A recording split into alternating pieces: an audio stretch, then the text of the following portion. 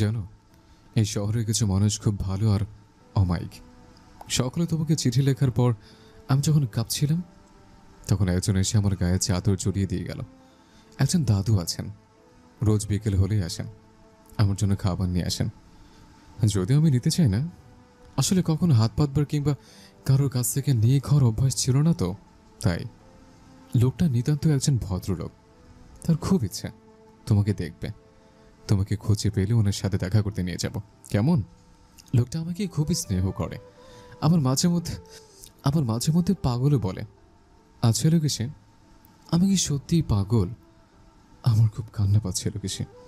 সবে আমাকে কেন পাগল বলে? আমি তো পাগল না, আমি তো শুধু পাগলের মতো ভালোবেসেছি। পাগলের মতো ভালোবাসলে কি মানুষ পাগল হয়ে যায়? হ্যাঁ, স্বীকার করছি, আমার কনফিউশনটা অনেক দেরিতে এসছে। 4 বছর আগে যদি সাহস করে বলতে পারতাম মনের কথা, তাহলে হয়তো আজ তুমি আমারই হতে। কিন্তু এখন শুধু না পাওয়ার দায় কি ভালোবাসা মানে ফুরিয়ে যাবে? তুমি নেই বলে কি আমি পাগল? এখানে সবাই আমাকে তাচ্ছিল্য করে, পাগল ভাবে। আর আমি সেই কেবল সে অপমান গেলতে গেলতে মনের ভেতর তোমার মুখটা আঁকড়ে ধরে থাকি। খুব গায়ে লাগে আমার। আমার পজিশন তো ছিল উঁচু পর্যায়ে, এলিট শ্রেণীর আমি। আজ আমি কোথায়? একসময় আমার অবস্থান ছিল, কোথাও বের হলে আগে বেঁচে থাকতো শত শত গাড়ি, কত প্রোটোকল। আর এখন এখানে সাধারণ পুলিশও ঘাট ধাক্কা দিয়ে প্ল্যাটফর্ম থেকে নামিয়ে দেয় পাগল বলে। এই অপমানে তোমাকে ভুলতে গিয়ে জানো, শতবার মৃত্যুর কথা ভেবেছি। কিন্তু এই মন তো তোমায় ছাড়ে না, শুধুই তোমার নাম ধরে কাঁদে। আমি নিরুপায়, ক্ষমা করো আমায়। আমি শুধুই ভালোবেসেছিলাম।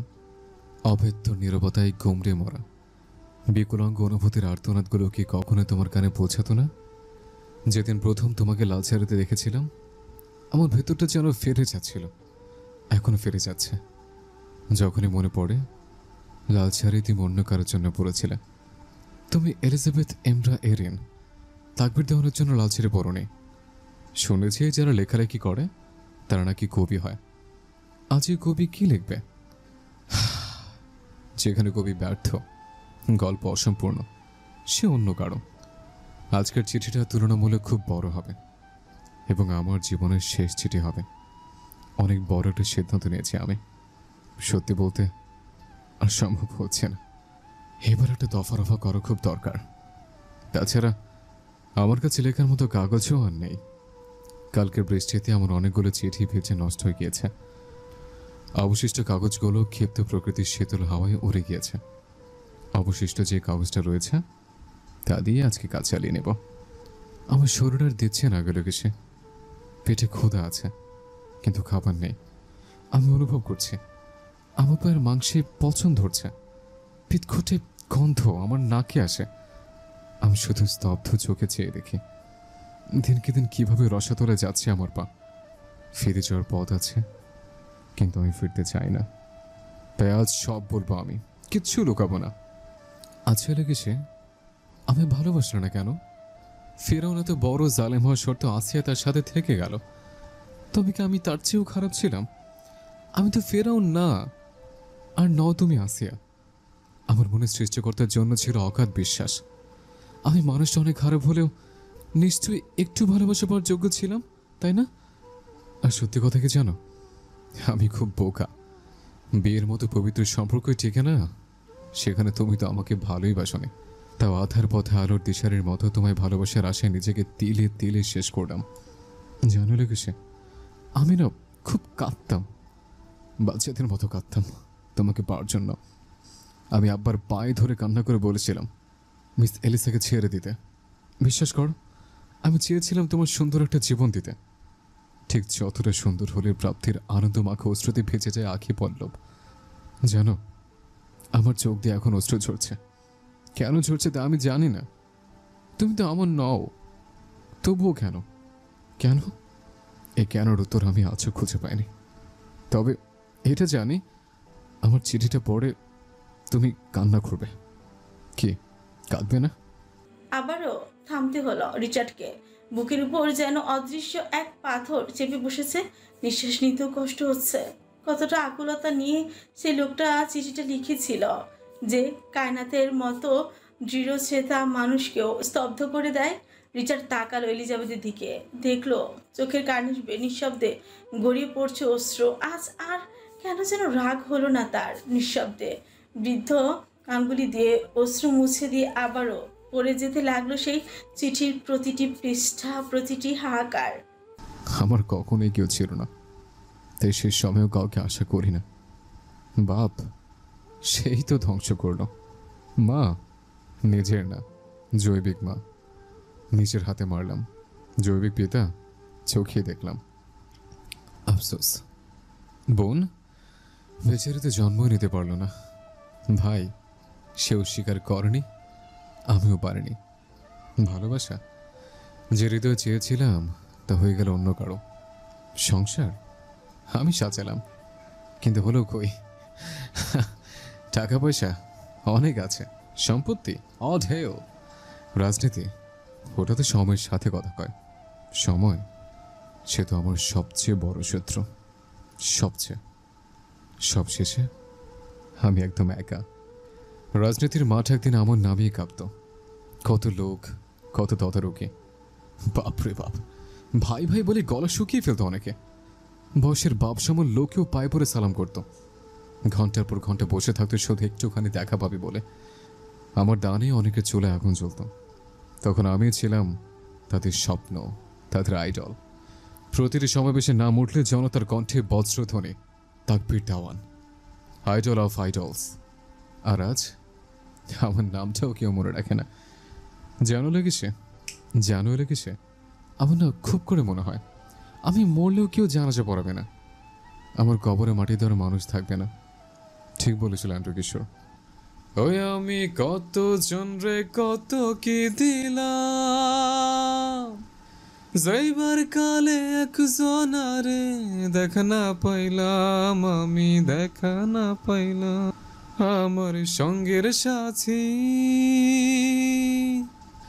আমার সঙ্গের সাথী কেউ হইল না রে। রইব না আর বেশি দিন তোদের মাঝারে, হায় রে ডাক দিয়াছেন দয়াল আমারে। রইব না আর বেশি দিন তোদের মাঝারে। রিচার্ড কাগজটা পাশে রেখে দু হাতে মুখ চেপে কতক্ষণ বসে রইল। চোয়াল বেয়ে বেরিয়ে আসছে এক অজানা উত্তাপ। তা কি রাগ, না শোক, না অনুতাপ? নিজেকে শক্ত করে ধরে কয়েকবার দম টানল সে। তারপর আবারও তুলে নিল চিঠিটা। সত্যি তো লোকটা জানাজাও পেল না। অনেকগুলো শব্দ ছড়িয়ে গিয়েছে, হয়তো চোখের জলে, হয়তো বৃষ্টির জলে। সজল চোখে রিচার্ড পড়ে গেল সাদা পৃষ্ঠার মসৃণ জমিনে লেখা হাঁকারগুলো। দেওয়ার খাতে পৃষ্ঠা ফুরল প্রাপ্তিতে, একেবারে শূন্য। গোল গোল দুটি ফাঁকার বৃত্ত। তবে জানো, একটা ভালো খবর আছে। প্ল্যাটফর্মে কিছু মুখ চেনা হয়ে গেছে। সে বৃদ্ধ লোকটা প্রতিদিন এসে গল্প করে। কেউ কেউ খাবার দেয়, কেউ কয়েন ফেলে যায়। কিন্তু আমি তো থাকবো না আর। আমি যে কঠিন এক সিদ্ধান্ত নিয়ে ফেলেছি, তাই আজ গিয়ে উঠলাম। ওই আমার সঙ্গের সাথী কেউ হইল না রে, রইব না আর বেশি দিন তোদের মাঝারে, হায় রে ডাক দিয়াছে দয়াল আমারে। রইব না আর বেশি দিন তোদের মাঝারে। কেন কেউ আমাকে চুজ করলো না লোকেশে? আমার দিকে কেন তো অবহেলা? জন্মের পর থেকে যেন আমি ছিলাম অতিরিক্ত। না চাওয়া, না মানা, না বুঝে ফেলা অস্তিত্ব। জন্মের পর মা বাবা যদি একটু নজর রাখত, শুধু একটু চোখে চোখে রেখে বলতো, তুই আমাদের, তুই কায়নাত বংশের, দেওয়ান বংশ তোর জন্য অভিশাপ, তাহলে হয়তো আজ জীবনটা এত কঠিন হতো না। হয়তো আমিও হাসতাম, হয়তো আমিও কাউকে আঁকড়ে ধরে বাঁচতে শিখতাম।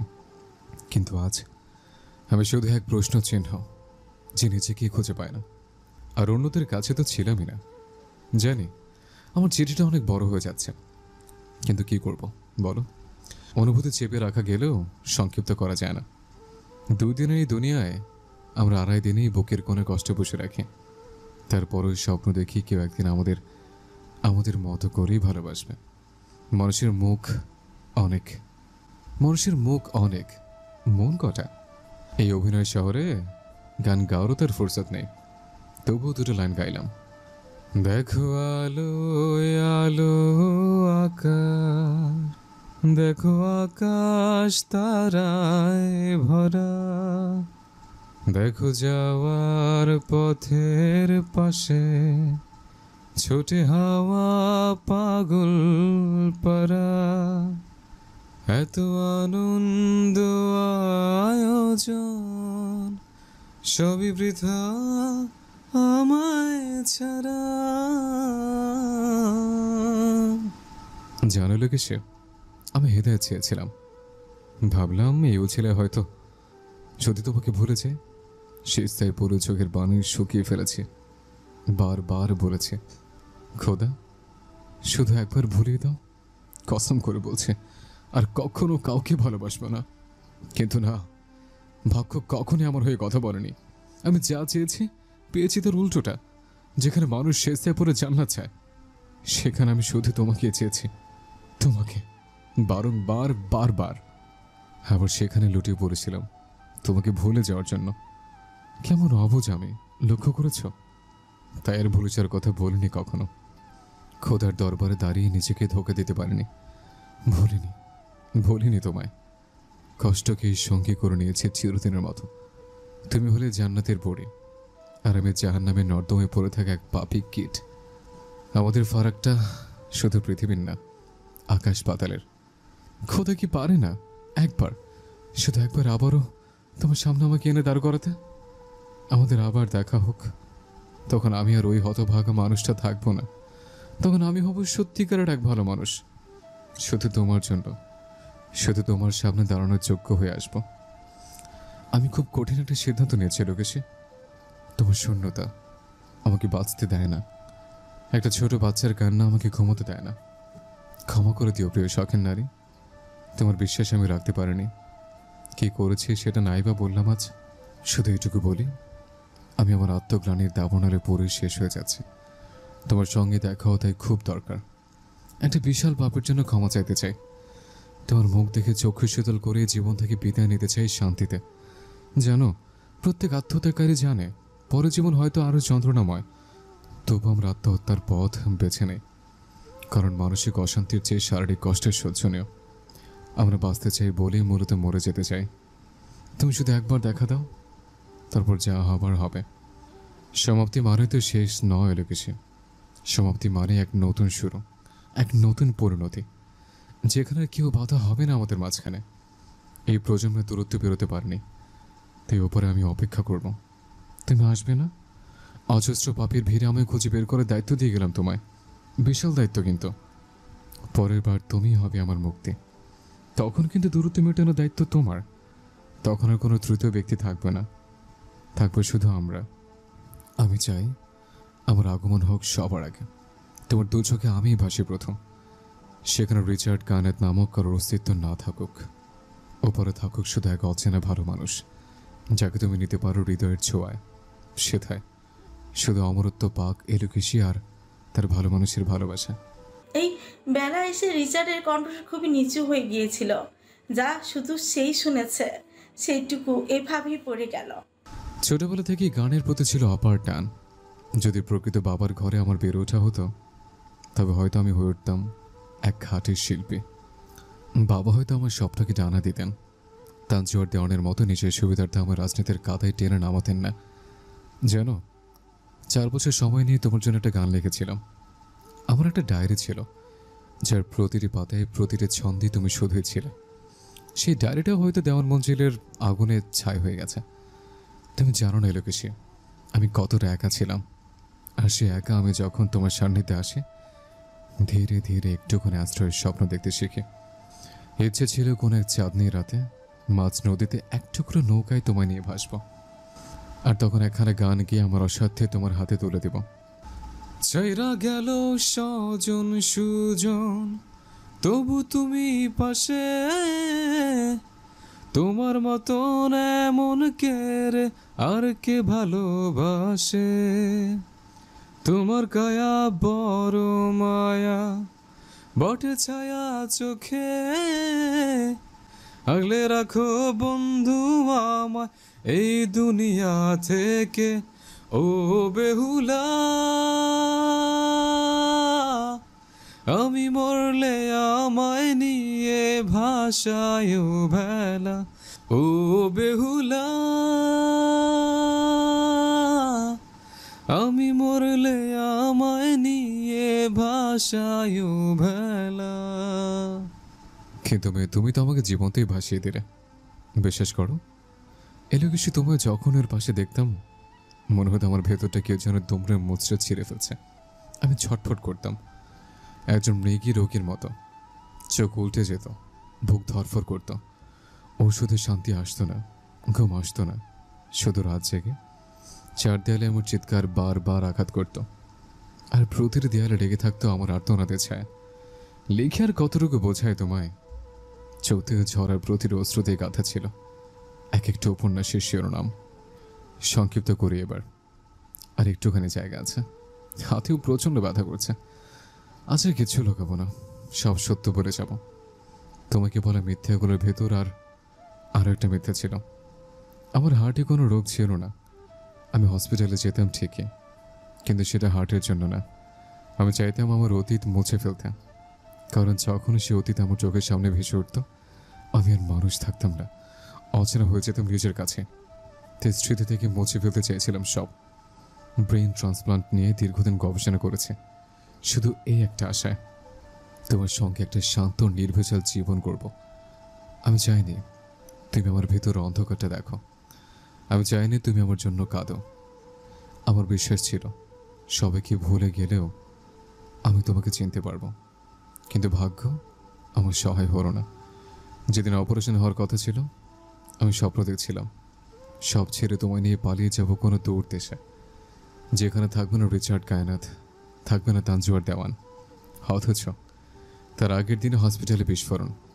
আমার 2 বছরের প্রস্তুতি, স্বপ্ন, সংগ্রাম সব এক মুহূর্তে ছাই হয়ে গেল।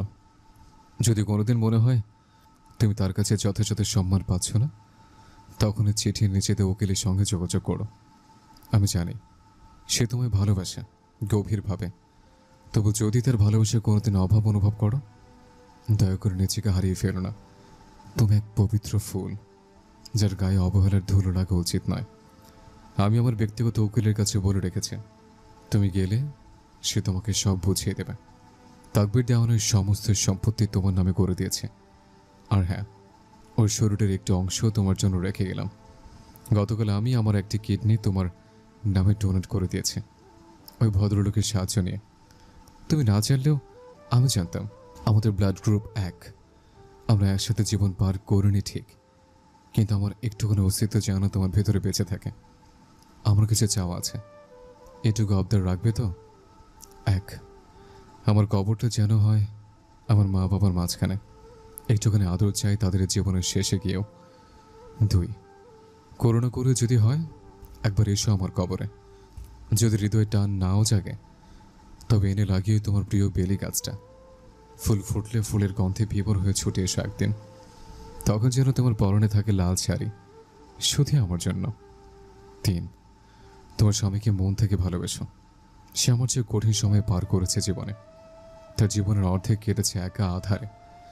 না পর কষ্ট বাদ দিলে সে ছিল আমার থেকে দুর্ভাগা। যেদিন জানতে পারলাম সে আমার ভাই, মনটা কেমন করে উঠেছিল। একটু খোঁজ নিয়ে যখন ওর অতীতটা জানতে পারলাম, অজান্তে চোখ ভিজে উঠেছিল। মা বাবাহীন জীবনে বেড়ে ওঠা আমার ভাইকে কখনো অবহেলা করো না। আমরা এক রক্তের হলেও ভিন্ন গোছের মানুষ। আমি হয়তো আমার যন্ত্রণা প্রকাশ করতে পারি, কিন্তু সেই পারে না, আর তাই ওর কষ্টটাই বেশি। যা বোঝার ক্ষমতা অনেকের নেই। সব শেষে এইটুকুই চাওয়া, তোমরা সুখী হও। তবে একটু স্বীকার করতেই হবে, তোমার স্বামীর ভালোবাসা ছিল এক রকমের তীব্রতা, ছিল এমন কিছু যা হয়তো আমার ভালোবাসার থেকেও বেশি শক্তিশালী ছিল। না হলে তুমি তোর প্রেমে পড়তে না। এই জন্মে আমি সবচেয়ে গভীর শিক্ষা পেয়েছি একটাই, সম্পর্কে তৃতীয় কারো কোনো স্থান নেই। আর সেই সত্যটা তোমার স্বামী আমার নির্মম স্পষ্টতায় শিখিয়ে দিয়েছে। চিঠির শেষ প্রান্তে এসে এই বেহায়া আমি আজও নির্লজ্জের মতো আবারও বলছে, ভালোবেসেছি, ভালোবাসি, ভালোবেসে যাব।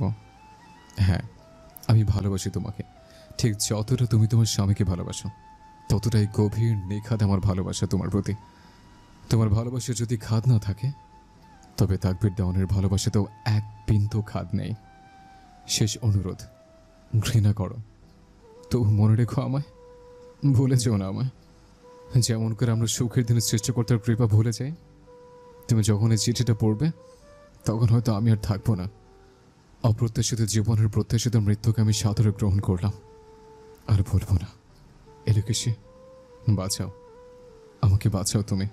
বুক চলে যাচ্ছে, পুড়ে যাচ্ছে, আমাকে বাঁচাও তুমি, আর বলবো না। অতঃপর তবে কি বৃথা যাবে প্রেম প্রার্থনা, ঈশ্বর কি তোমার আমার মিলন লিখতে পারত না। এতে ব্যর্থ পুরুষ। শান্ত মূর্তির মতো বসে রইল কিছুক্ষণ। লোকটা কি সত্যি তাকে ভাই বলে মেনে নিয়েছিল শেষ সময়ে? বুকটা হঠাৎই ভরে উঠল এক অজানা উষ্ণতায়, কিন্তু সেই আনন্দে হঠাৎ ধাক্কা দেয় এক নিষ্ঠুর স্মৃতি। লোকটা শেষ ইচ্ছেগুলো অপূর্ণ রয়ে গেল। তার কবরও দেওয়া হয়নি বাবা মায়ের পাশে, জানাজাও হয়নি। এই ব্যস্ত শহরে কেই বা সময় করে তার জানাজা পড়াবে? ন্যাসওয়াল লুকাস তখন ব্যস্ত হসপিটালে দৌড়াদৌড়িতে। তাদের কাছে তাকবিদার শুধু একটা দায়িত্বহীন বোঝা, কোন রকমে মাটি চাপা দিয়েছে শরীর পচন ঠেকানোর জন্য। এই প্রথম রিচার্ড বোবা হয়ে যায়, কিছু বলার মতো শব্দ খুঁজে পায় না। শুধু বুকের ভেতর জমে উঠেছে এক অসম্ভব অস্থিরতা, যেটা কেবল অনুভব করা যায়, প্রকাশ নয়। হঠাৎ রিচার্ড উঠে দাঁড়ালো, ঝুঁকলো এলিজাবেথের উপর। তার রুক্ষ নাক ঠেকালো এলিজাবেথের কপালে। মেপে মেপে কথা বলা লোকটা আজ হঠাৎ করে ফুঁপিয়ে উঠল।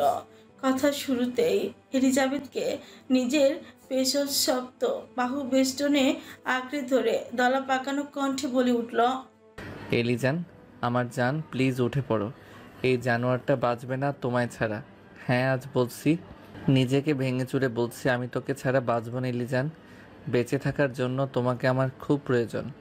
এত অভিমান করে না রেজান, একটু চোখ খুলে দেখো না একটা মানুষ কিভাবে তিলে তিলে শেষ হয়ে যাচ্ছে। আমাকে আর একটা সুযোগ দাও রেড, প্লিজ। আমি নতুন সুন্দর একটা জীবন চাই। আমাদের প্রেম হয়েছে, সংসার হয়নি মিসেস কায়নাত। এভাবে সবটা শুরুর আগে শেষ হতে দিও না। চপ করে দুফোঁটা শীতল অশ্রু গড়িয়ে পড়ল এলিজাবেথের চোখের পাতা। হ্যাঁ, রিচার্ড কায়নাত কাঁদছে আজ এত বছর পর। অস্বাভাবিকভাবে চিৎকার না করেও কাঁদছে এক ভয়াবহ নিঃশব্দে। জীবনের বারবারে ধাক্কায় যে হৃদয়টা একসময় পাথরে পরিণত হয়েছিল, আজ সেই পাথর গলে জল হয়ে যাচ্ছে। সেই হৃদয়ে একদিন রুশ রমণীর কোমল ছোঁয়ায় ফুটেছিল প্রেমের প্রথম ফুল।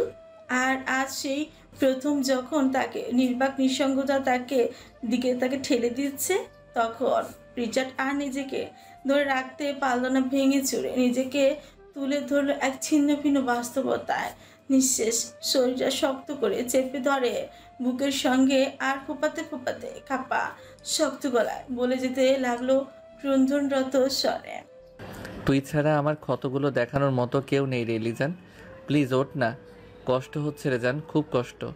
অভিমানী কন্যা তবুও নড়ল না একচুল। রিচার্ড ছুটতে গেল ওর পেটের কাছে, যদিও এখনো ভেতরে প্রাণের নড়াচড়া টের পাওয়ার মতো হয়নি, তবুও সে কান পাতল। পেটের উপর চুমু বর্ষিত হতে থাকলো। কাঁপতে থাকা ছোটে থেকে পেটে কাত হয়ে মাথা রেখে এলিজাবেথের দিকে তাকে ভাঙা স্বরে বলতে লাগলো, আমার এরিদ, রিস্ক, ইস্ক তোর এখানে আছে জান। তুই চোখ খুলে এলিজান, আমি একটা খুব সাধারণ, খুব সুন্দর সংসার চাই। তুই কি খুব রাগ করে আছিস? এতটা অভিমান? রিচার্ড কায়নাতকে কষ্ট দিতে চাইছিস তুই? ঠিক আছে, ওদের লাগবে না। আমি বাপ হতে চাই না, আমি শুধু তোকে চাই এলিজান, শুধু তোকে। জেট আচ্ছন্ন ছাড়া কোনো সারা শব্দ না পেয়ে আবারও সে ছুটে গেল এলিজাবেথের কাছে। পুরো মুখে পাগলের মতো চুমু খেতে খেতে বলতে থাকে, I really love you Red. অনেক ভালোবাসি আমার এলিজান। জান রে, এভাবে আমাকে শেষ করে দিস না। চোখ খোল, আমার সাথে রাগ কর, তবুও এভাবে ঘুমিয়ে থাকিস না। ভেতরে যে কি হচ্ছে তা বোঝাতে আমি ব্যর্থ। তুই না বুঝলে আর কে বুঝবে বল? এতেও কাজ হয় না। তখন আর কোনো কুলকিনারা পেল না রিচার্ড। আছে বড্ড অধৈর্য। লোকটার হাত থরথর করে কাঁপছে। সে পকেট থেকে রিভলভার বের করে, নিজ কপালে চেপে ধরল। অশ্রুসিক্ত চোখে নিস্তব্ধ আয়েস করে ঘুমন্ত এলিজাবেথের দিকে তাকিয়ে চিৎকার করে বলল, এই আল্লাহর বান্দি, এই চোখ খোল। তুই আমাকে ছাড়া মরতেও পারবি না। তুই চলে গেলে আমি কি নিয়ে বাঁচব? আমার বাঁচার আর কোনো উৎস নেই। বোকা পেয়েছিস আমাকে? আমাকে ফাঁকি দিয়ে চলে যাবি আর আমি নাটক দেখব? চোখ খোল, নয়তো আমি নিজেকে শ্যুট করব। রিচার্ড কাউন্টডাউন শুরু করল। 1, 2, 3, ঠাস। ন্যাসো আর লুকাস রিসেপশনে দাঁড়িয়ে ছিল। হঠাৎ গুলির বিকট শব্দে কেঁপে উঠল পুরো ফ্লোর, সাথে তাদের বুকও। তারা দৌড়ে এলো কেবিনের সামনে। কেবিনের কাছে যেতে পা যেন জমে গেল জায়গায়। যে দৃশ্যটা দেখলো তার কোনো সাধারণ দৃশ্য না। রিচার্ড কায়নাত তার ভাইরাসে আক্রান্ত স্ত্রীকে পাজা কোলে নিয়ে বেরিয়ে আসছে। চারিপাশে লোকজন আতঙ্কে ছুটছে উল্টো দিকে। একজন নার্স এগিয়ে এসে মুখে মাস্ক চেপে ধরে কাপা গলায় প্রশ্ন করলো। রিচার্ডের কণ্ঠে দুর্দম দৃঢ়তা। আমার ওয়াইফ আমার সাথে তার রাজপ্রাসাদে থাকবে। ন্যাসো আর লুকাস স্থির দৃষ্টিতে তাকিয়ে থাকে রিচার্ডের চোখের দিকে। সেখানে তারা দেখলো অশ্রু। হ্যাঁ, এই প্রথম লোকটিকে কাঁদতে দেখলো তারা। যে লোক বাবার কবরের পাশে গিয়েও কাঁদে না, সন্তানের মৃত্যুতেও যার চোখে শুকনোই ছিল, আজ সে কাঁদছে। অজান্তেই তাদের চোখ ভিজে উঠল। তারা দুজন গিয়ে ইগলের ডানার মতন ছায়া হয়ে গিয়ে দাঁড়ালো বসের পাশে। রাজা চলছে তার অসুস্থ রানীকে নিয়ে রাজপ্রাসাদে, আর দুই অনুগত রক্ষাবাচক নিঃশব্দে তার পাশে হেঁটে চলেছে। প্রেম যেমন ধর্ম, জাত, কুল কিছুই মানে না, তেমনি এক অতি সাধারণ মেয়ে ভালোবেসে ফেলেছিল এক হৃদয়হীন গ্যাংস্টারকে।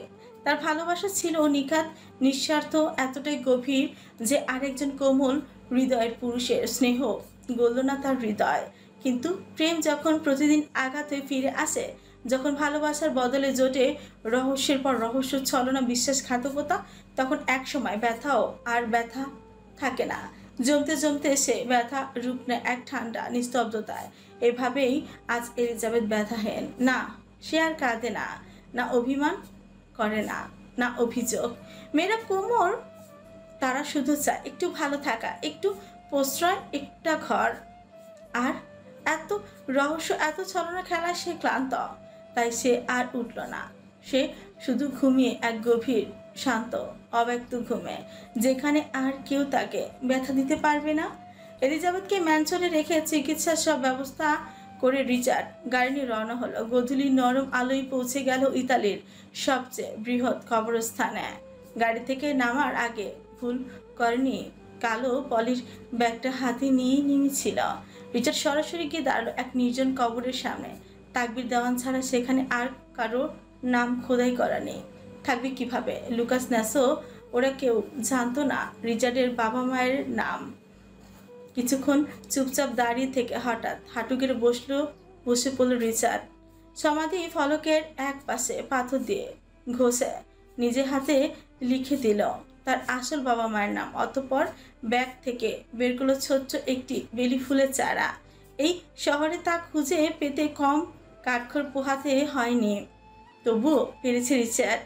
নিজের হাতে চারা গাছটা রোপণ করলো তাকবীরের কবরের পাশে। এক দৃষ্টিতে কবরের দিকে কিছুক্ষণ চেয়ে থেকে মৃদু কণ্ঠে বলে উঠল, সন্তানের খুনি কখনো ভাই হতে পারে না, তবুও তার একটা শেষ ইচ্ছে আমি পূরণ করব। কে জানে কেন গাছটা কেন লাগালো সে।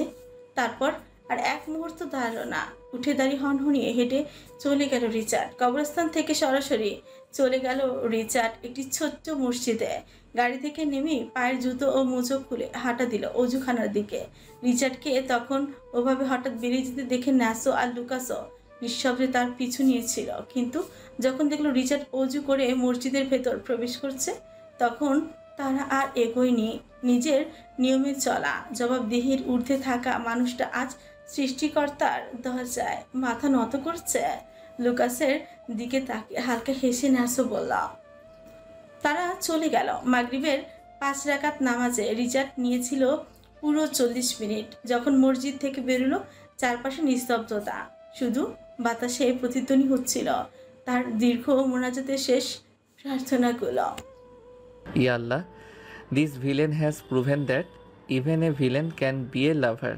Now please give me a chance to prove that a villain can also be a good husband and the best father. Ya Allah, I want my wife back. Take my life, but I want her. সব পথ যখন বন্ধ হয়ে যায় তখনও একটি পথ খোলা থাকে, সেটি হলো খোদার দরবার। সেই দরজায় ফিরে আসা মানেই আসার সম্ভাবনা। রিচার্ড চোখের জল মুছে গাড়ির দিকে এগোচ্ছিল, এমন সময় তার ফোনটা বেজে উঠল। কল রিসিভ করতেই চোখের কোণ আবারও ভিজে উঠল, কালচে ঠোঁটটায় ফুটে উঠল এক ব্যতিক্রমী হাসি, বা গালে খেলে গেল সৌন্দর্যের আলো। রিচার্ড দৌড়ে ছুটে গেল গাড়ির দিকে। ছুটির কোণে লিফটে আছে পূর্ণতার আভাস, চোখে অনাগত পূর্ণের চিহ্ন। দোয়ার শক্তি বুঝি এমনই। রিচার্ড ছুটতে চলেছে এক অদৃশ্য টানে, পেছন রেখে গেল একটি মাত্র বাক্য, yes villain can B A লাভার। পাপা পাপা, পাতলা কণ্ঠের আধো ভাঙা স্বর ঘুমের ঘোরে নিস্তব্ধতা ভেঙে চলেছে। ছোট ছোট হাত পা ছোড়াছুড়ি, দস্তাদস্তির মৃদু শব্দ, বিছানার নরম কাপড় ছুঁয়ে হারিয়ে যাচ্ছে। রিচার্ড কপাল কুঁচকে চোখ মেলে ঢেউ খেলানো বুক থেকে গুটিসুটি মেরে আড়ম্বরে ঘুমে থাকা এলিজাবেথকে সরিয়ে বালিশে শুয়ে ওর নগ্ন শরীরটা কম্পিউটারে দিয়ে ভালো করে মুড়িয়ে দিল। ঘুম আজ বেশ গাঢ়। বালিশে মাথা রাখতে এলিজাবেথ ঘুরে ছোট্ট মেয়েটাকে বুকে মিশিয়ে আবারও ঘুমের রাজ্যে পাড়ি দিল। কাল রাতে তিনজন শেষ রাতে জায়গা পেয়েছিল মাম্মা পাপার মাঝে। রিচার্ড স্মিত হেসে পাশে ঘুরতে দেখতে পেল তার বড় পরী উঠে পড়েছে। ছোট ছোট আঙুলগুলো মুখের ভিতর ঝুঁকিয়ে রেখেছে, খিদে পেয়েছে সম্ভবত। গলা প্রসারিত করে হাসল রিচার্ড। কোনোই বিছানার থেকে হাতের তালুতে মাথা রেখে মেয়ের মুখে থেকে হাত সরিয়ে দিল আলতো করে। পাশের ছেলেটা এখনো ঘুমাচ্ছে নির্বিঘ্নে, একদম নিশ্চিন্তভাবে। রিচার্ডকে দেখা মাত্র বাচ্চাটার চোখ জল করে উঠল উচ্ছ্বাসে। হাত পা ছুটতে ছুটতে কচি গোলাপি ঠোঁট নাড়িয়ে এক নাগাড়ি বলতে লাগলো, পাপ্পা পাপ্পা পাপ্পা। রিচার্ডের হৃদয় প্রশান্তিতে ভরে গেল। মেয়ের মুখ থেকে পাপা ডাক শুনে ঝুঁকে মেয়ের লাল টুকটুকে গালে ঠোঁট ছোঁয়ালো। বাবার স্পর্শে যেন শিশুটির শরীরে এক মিষ্টি শিহরণ বয়ে যায়। সে থামতে জানে না, চেঁচিয়ে বলতে থাকে। রিচার্ড ঠোঁট কামড়ে হাসল, মেয়ের কানের কাছে মুখ নিয়ে ফিসফিস করে বলল, নো প্রিন্সেস, শব্দ করে না, মাম্মা ঘুমাচ্ছে। কাল সারা রাত পাপার জন্য মাম্মা একটু ঘুমাতে পারিনি। মাম্মাকে একটু ঘুমাতে দাও সুইটহার্ট। অবুঝ ছোট্ট মন বোঝে না এসব সংযত কথাবার্তা।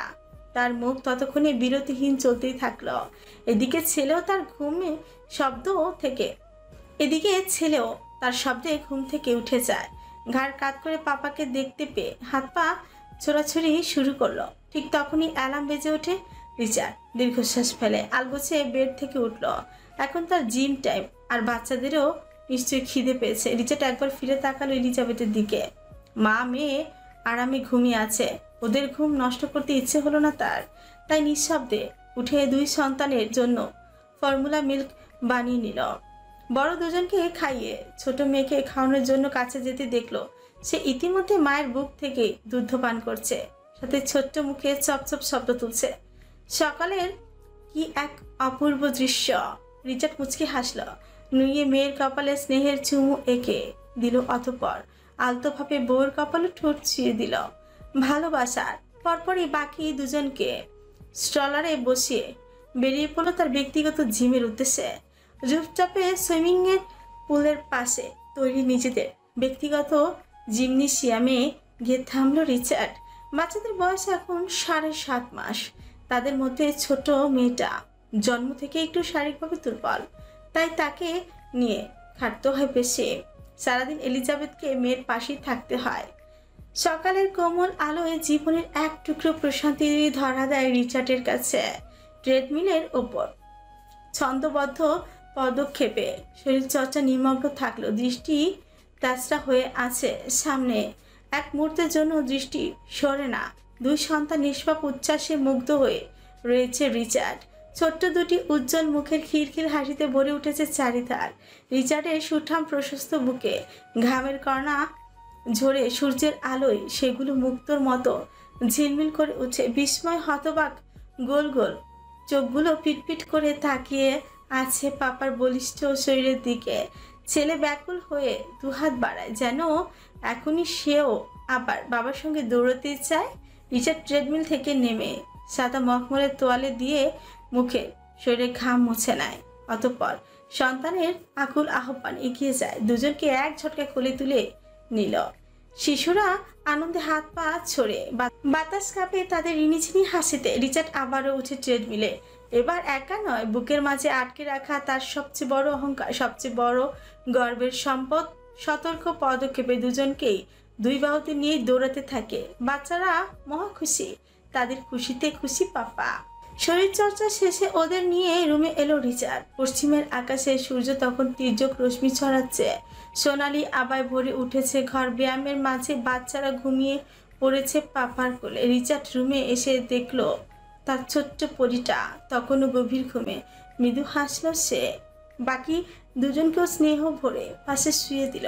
ঘুমন্ত শিশুদের চেহারায় যেন স্বর্গীয় স্নিগ্ধতা, নিষ্পাপ মুখগুলোয় শান্তির ছাপ, পুরোই নিখুঁত কোনো চিত্রকর্ম। ওরা পেয়েছে মায়ের মতো লাল চুকচুকে গাল, টসটসে পলাশ ফুলের পাপড়ির মতো গায়ের রং।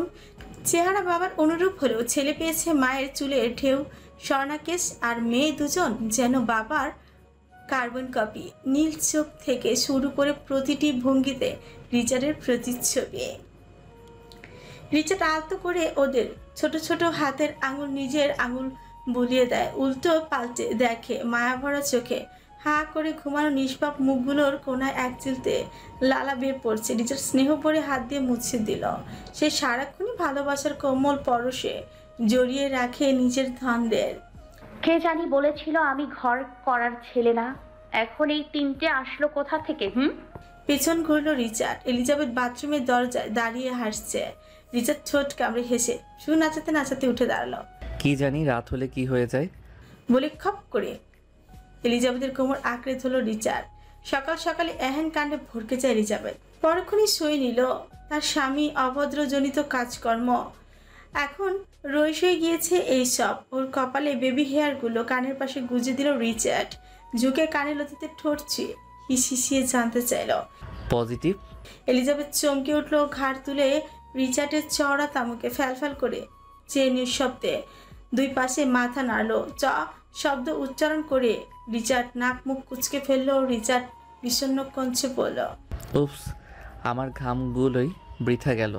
খ্যাপা সারের মতো খেকে উঠল এলিজাবেথ। কি আপনি জানতেন? তার মানে আপনি ইচ্ছে করে এমন করতেন? এত বাড়াবাড়ি চাইছেন এমনটা হোক, তাই না? চাপা হাসলো রিচার্ড আবারও। ওর কানের লতির কাছে ছোটনি শীতল স্পর্শ দিয়ে বলল, হ্যাঁ, আমি আরো দুটো মেয়ে চাই, দিবে না আমায়? এলিজাবেথের বুকে মৃদু স্নিগ্ধ কম্পন হলো। লাজুকতার লালচে আভা ছড়িয়ে পড়ল অবয়বে। গালে পথে সরব হাসি রেখে পায়ের পাতায় ভর দিয়ে দু হাতে পেঁচিয়ে ধরল রিচার্ডের ঘাড়। সমুদ্রের নীলাম্বরে চোখ রেখে দৃঢ়স্বরে বলল, দেখলেন, আপনি মেয়ে জাত ঘৃণা করতেন, তাই উপরওয়ালা প্রথমেই দুটো কন্যা সন্তান দিয়েছে আপনাকে, এখন আরো চাইছেন। রিচার্ড ওকে নিজের সাথে মিশিয়ে নিল, সবেগে অবিলম্বে আওড়ালো, all credit goes to you wifey. Elizabeth হাসল, মাথা ঠেকালো রিচার্ডের বুকে। তার চিরস্থায়ী প্রাচীর সদৃশ্য উষ্ণ আশ্রয়ে কিছুক্ষণের নীরবে বোঝাপড়া চলল দুজনেরই মধ্যে। রিচার্ডের হাত এলোমেলো পথে হাঁটতে শুরু করলো, সুখের নিঃশ্বাসের সঙ্গে মিলেমিশে প্রতিটি আঙুল ভালোবাসে, প্রতিটি ছোঁয়া মিশে আছে নিবিড় অধিকার। এলিজাবেথ কেঁপে উঠে বারবার প্রতিটি ছোঁয়ায়। ঘনিষ্ঠ নীরবতায় প্রতিধ্বনি হতে থাকলো নীরব শ্বাস প্রশ্বাসের মিষ্টি সঙ্গীত। তবে ভোর সকালে এত মতো না? এলিজাবেথ ছটফট করে নিজের উষ্ঠ ছাড়িয়ে নিল, হাঁপাতে হাঁপাতে বলল, রিচার্ড ছাড়ুন প্লিজ, সকাল সকালে কি শুরু করেছেন? মাত্র শাওয়ার নিয়ে এলাম। শুকাকাল। আমাকে ছাড়া মানতে পারলাম না, চলো আবার একসাথে করি। রিচার্ড ওকে টেনে বাথরুমে ঢুকে পড়তে চাইল। এলিজাবেথ দরজা আঁকড়ে ধরে, গম্ভীর গলায় ফিসফিস করে বলে, আরে কি করছেন? বাচ্চাদের ঠান্ডা লেগে যাবে তো। বাচ্চাদের কথা শুনে রিচার্ড এক মুহূর্তেই গম্ভীর হলো। রিচার্ড ছেড়ে দিয়ে চিন্তিত গলায় বলল, আমাকে আর একটু ডেডিকেটেড হতে হবে, বুঝলে রেড? এলিজাবেথ চোখ কপালে তুলে তাকালো, দাঁতে দাঁত চেপে বলল। এতদিন বুঝি ডেডিকেশন ছিল না, তাই না? রিচার্ড বাঁকা হাসল। হঠাৎ এক ঝটকায় ওকে টেনে নিয়ে বুকের উপরে ফেলে দিল। লালচে আভাময় নাকে ডকে টুস করে একটা চুমুকে হাসকি গলায় বলল। ছিল, অবশ্যই ছিল, তবে এবার মনে হচ্ছে একটু গাফিলতি হয়েছে। বুঝেছি, আমাকে আরেকটু হার্ডওয়ার্ক করতে হবে। এলিজাবেথের বুক শুকিয়ে গেল। তারা তড়িঘড়ি করে মাথা নাড়িয়ে কাঁদো কাঁদো স্বরে বলল। প্লিজ না, আমি মরে যাব। আপনার এই ডেডিকেশন আমার জন্য আতঙ্ক।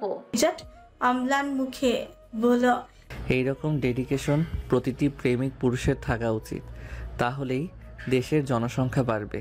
ভাবছি পরের বছর নির্বাচনে দাঁড়াবো, অর্ধেক সংখ্যক ভোট তো নিজ গৃহ থেকেই পাওয়া যাবে, তাই না? এলিজাবেথ রিচার্ডের বুকে এক থাপ্পড় বসিয়ে দিল। দিনকে দিন অসভ্যতার ওপর পিএইচডি করছেন আপনি। রিচার্ড নাক ছিটকানো বাচ্চাদের মতো মুখ বানিয়ে বলল। এভাবে বলো না ওয়াইফি, তোমার মা হওয়ার পেছনে আমার অবদান তুমি অস্বীকার করতে পারো না। এলিজাবেথ হতাশায় মাথা নাড়িয়ে বলল। ঠোঁট কাটা স্বভাব এবার বর্জন করুন। 3 সন্তানের বাবা হয়েছেন। রিচার্ড ফ্রিউকুটি করলো, গলায় ক্রু অথচ বিদ্রুপাত শহর। ঠোঁট কাটা স্বভাব ব্যক্তিত্বহীনদের থাকে। আমি রিচার্ড কায়নাত অর্থহীন কথা বলে জোকারের সম্মাননা নেব কেন? আমি কাজের মানুষ, অ্যাকশনে বিশ্বাসী। বিশ্বাস হচ্ছে না? বিছানায় তাকাও, দেখো 3 জন কত শান্তিতে ঘুমাচ্ছে।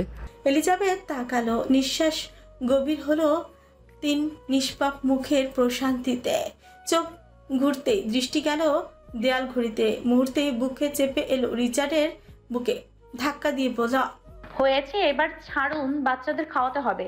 কে শোনে কার কথা? রিচার্ড কানা শুনেছিল কবে কার কথা? সে অনর অবস্থায় নাক ঘষতে থাকে এলিজাবেথের গিবায়। ছোট্ট ছোট্ট উষ্ণ ছোঁয়ায় ভরিয়ে দিতে জড়িয়ে আসা কঞ্চে বলে। Let me it first. Please, ওদের খাওয়ানোর সময় হয়ে গিয়েছে। Factory is more important than products. মানে? মুখ তুলল রিচার্ড, ভেবাচেকা খেয়ে যাওয়া অবয়ব চেয়ে চোখ টিপল। ফ্যাক্টরি সচল থাকলে প্রোডাক্টস যত খুশি তত উৎপাদন করা যাবে। কান দিয়ে গরম বাষ্প বের হয়ে কয়েক দফা এবার বেশ শক্ত হলো এলিজাবেথের কঞ্চ। I said stop. থামার বিপরীতে নতুন উদ্যমে সংযম হারা হলো রিচার্ড। আরো ঘনিষ্ঠ হয়ে ফিসফিসিয়ে উঠে it's too late to say that. কিছু বলতেই যাবে তখনই রিচার্ডের ফোন বেজে ওঠে। এলিজাবেথ অসহায় স্বরে বলে। আমার ফোন রিং হচ্ছে, এখন তো ছাড়ুন। রিচার্ড ক্যাবিনেট থেকে ফোন নিয়ে এলিজাবেথের হাতে দিয়ে শুদ্ধতার এক মৃদু স্রোতে ডুব দিল। Answer it and tell that motherfucker you are my wife and I am busy with my wife. উফ, খিদে পেয়েছে আমার। বিরক্তে মৃদু চেঁচালো এলিজাবেথ। ওর রক্ত জবার অঞ্জলির ন্যায় ছোটে ঠান্ডা বরফ বৃদ্ধাঙ্গুল রেখে থামিয়ে দিল রিচার্ড। ইঙ্গিতপূর্ণ ইশারায় বলল। Let's cook together in my basement. কথা দিচ্ছি স্বাদের কমতি হবে না। কচি কণ্ঠের 3টা ক্রন্থন প্রতিধ্বনি হতে না হতেই রিচার্ড ছুটে গেল বেডের কাছে। ছোট্ট মেয়েটা উঠে পড়েছে, পাশে কেউ কাউকে না পেয়ে কান্না জোরে বসেছে। তবে তার পাপা মুহূর্তে তাকে বুকে জড়িয়ে নিয়ে কোমল ফিসফিসে আশ্বাসে কান্না মুছে দিল। এলিজাবেথ এক দৃষ্টিতে তাকিয়ে রইল। সন্তানের প্রতি রিচার্ডের নিখাত ভালোবাসা তার হৃদয় উষ্ণ করে দেয়। চোখ গেল হাতের তালুতে রাখা রিচার্ডের ফোনে। স্ক্রিনে ফুটে আছে এক সুন্দর পারিবারিক ছবি, তাদেরই প্রতিচ্ছবি। ছবিটা আরো 2 মাস আগের। ওরা প্রথম ফ্যামিলি ভ্যাকেশনে মালদ্বীপে গিয়েছিল। মালদ্বীপের সোনালী সূর্যের নিচে সাগরের ঢেউয়ের মৃদু সঙ্গতে ফুলে সাজানো বাড়ির উপর শুয়েছিল ওরা। একটি নিখুঁত পারিবারিক মুহূর্ত। এলিজাবেথের বুকের উপর ছেলে বাবু আর রিচার্ডের বুকে মেয়ে বাবু। পায়ের কাছে আরেকটি ছোট্ট মেয়েটা। 3টি নিষ্পাপ মুখ প্রশান্ত ঘুমে ভালোবাসায় মোড়া সেই দৃশ্য তখন পেছন থেকে ক্যামেরায় বন্দী হয়েছিল এক স্বপ্নময় স্মৃতি হয়ে। শুক্রবার মানে তাদের জন্য একান্তই সময়। আজও তার ব্যতিক্রম নয়। ম্যানশনের গার্ড মেড সবাই ছুটিতে, রিচার্ড অফিস বন্ধ। বাচ্চারা রুমে পাপার সঙ্গে দস্যিপনে মেতে আছে, আর ছোট্ট মেয়ে এলিজাবেথের সঙ্গে কিচেনে স্টলারে ঘুমিয়ে। রিচার্ড থাকলে রান্নাঘরের দায়িত্ব নেয় এলিজাবেথ, আর বাচ্চাদের সামলায় সে। গুনগুন সুরে গান গাইতে গাইতে সবজি কাটছিল এলিজাবেথ। দুপুরে রান্নার প্রস্তুতি নিচ্ছে। ভালোবাসায় মোরা এই একান্ত দিনের জন্য I like bad boys like you. No, wifey. It should be I like bad boy like you. And you knew it. How much bad I was. কালো এলিজাবেথ গতি থামলো হাতের। দুটি হাতের পেছন থেকে ধীরে ধীরে কাপড়ের ভাঁজে গলিয়ে উন্মুক্ত উদলে বিচরণ শুরু করে। পুরুষালী রুক্ষ থুতনি পড়ল কাঁধে। নিকোটিনের ধোঁয়ায় পুড়ে ছাই হয়ে যাওয়া উষ্ঠ কাঞ্চে ফিসফিস করে বলল, Please say it's not just because I make you scream every night that I am a bad boy. চুপ। হবে নাকি একবার? কি? মিসেস কায়নাত, একটু কিছু হোক প্লিজ। বাচ্চারা তো ঘুমাচ্ছে, চলুন না এই ফাঁকে আমরা একটু বেসমেন্ট থেকে ঘুরে আসি কয়েক ঘন্টার জন্য। ডোন্ট ওয়ানি, একদম সাউন্ড প্রুফ। আজকে আপনার চিৎকার চেঁচামেচিতে বাচ্চারা উঠে পড়বে না। ঠোঁট কামড়ে হেসে পেছন ফিরল এলিজাবেথ। ঘনিষ্ঠতা বাড়িয়ে একই জনে বলল, I like your lips, Mr. Kainat. Richard ঝাঁপিয়ে পড়ল ক্ষুধার্ত এক বুনো পশুর মতো। বিপরীতে উষ্ঠ কামড়ে ধরল তীব্র আকাঙ্ক্ষায়। এলিজাবেথের আঙুল কাঁপতে কাঁপতে খামচে ধরল তার বুকের পেছল মাংস। রিচার্ডের মোলায়েম ছোঁয়া এলিজাবেথের কায়া গলে আসতে থাকলো ধীরে ধীরে।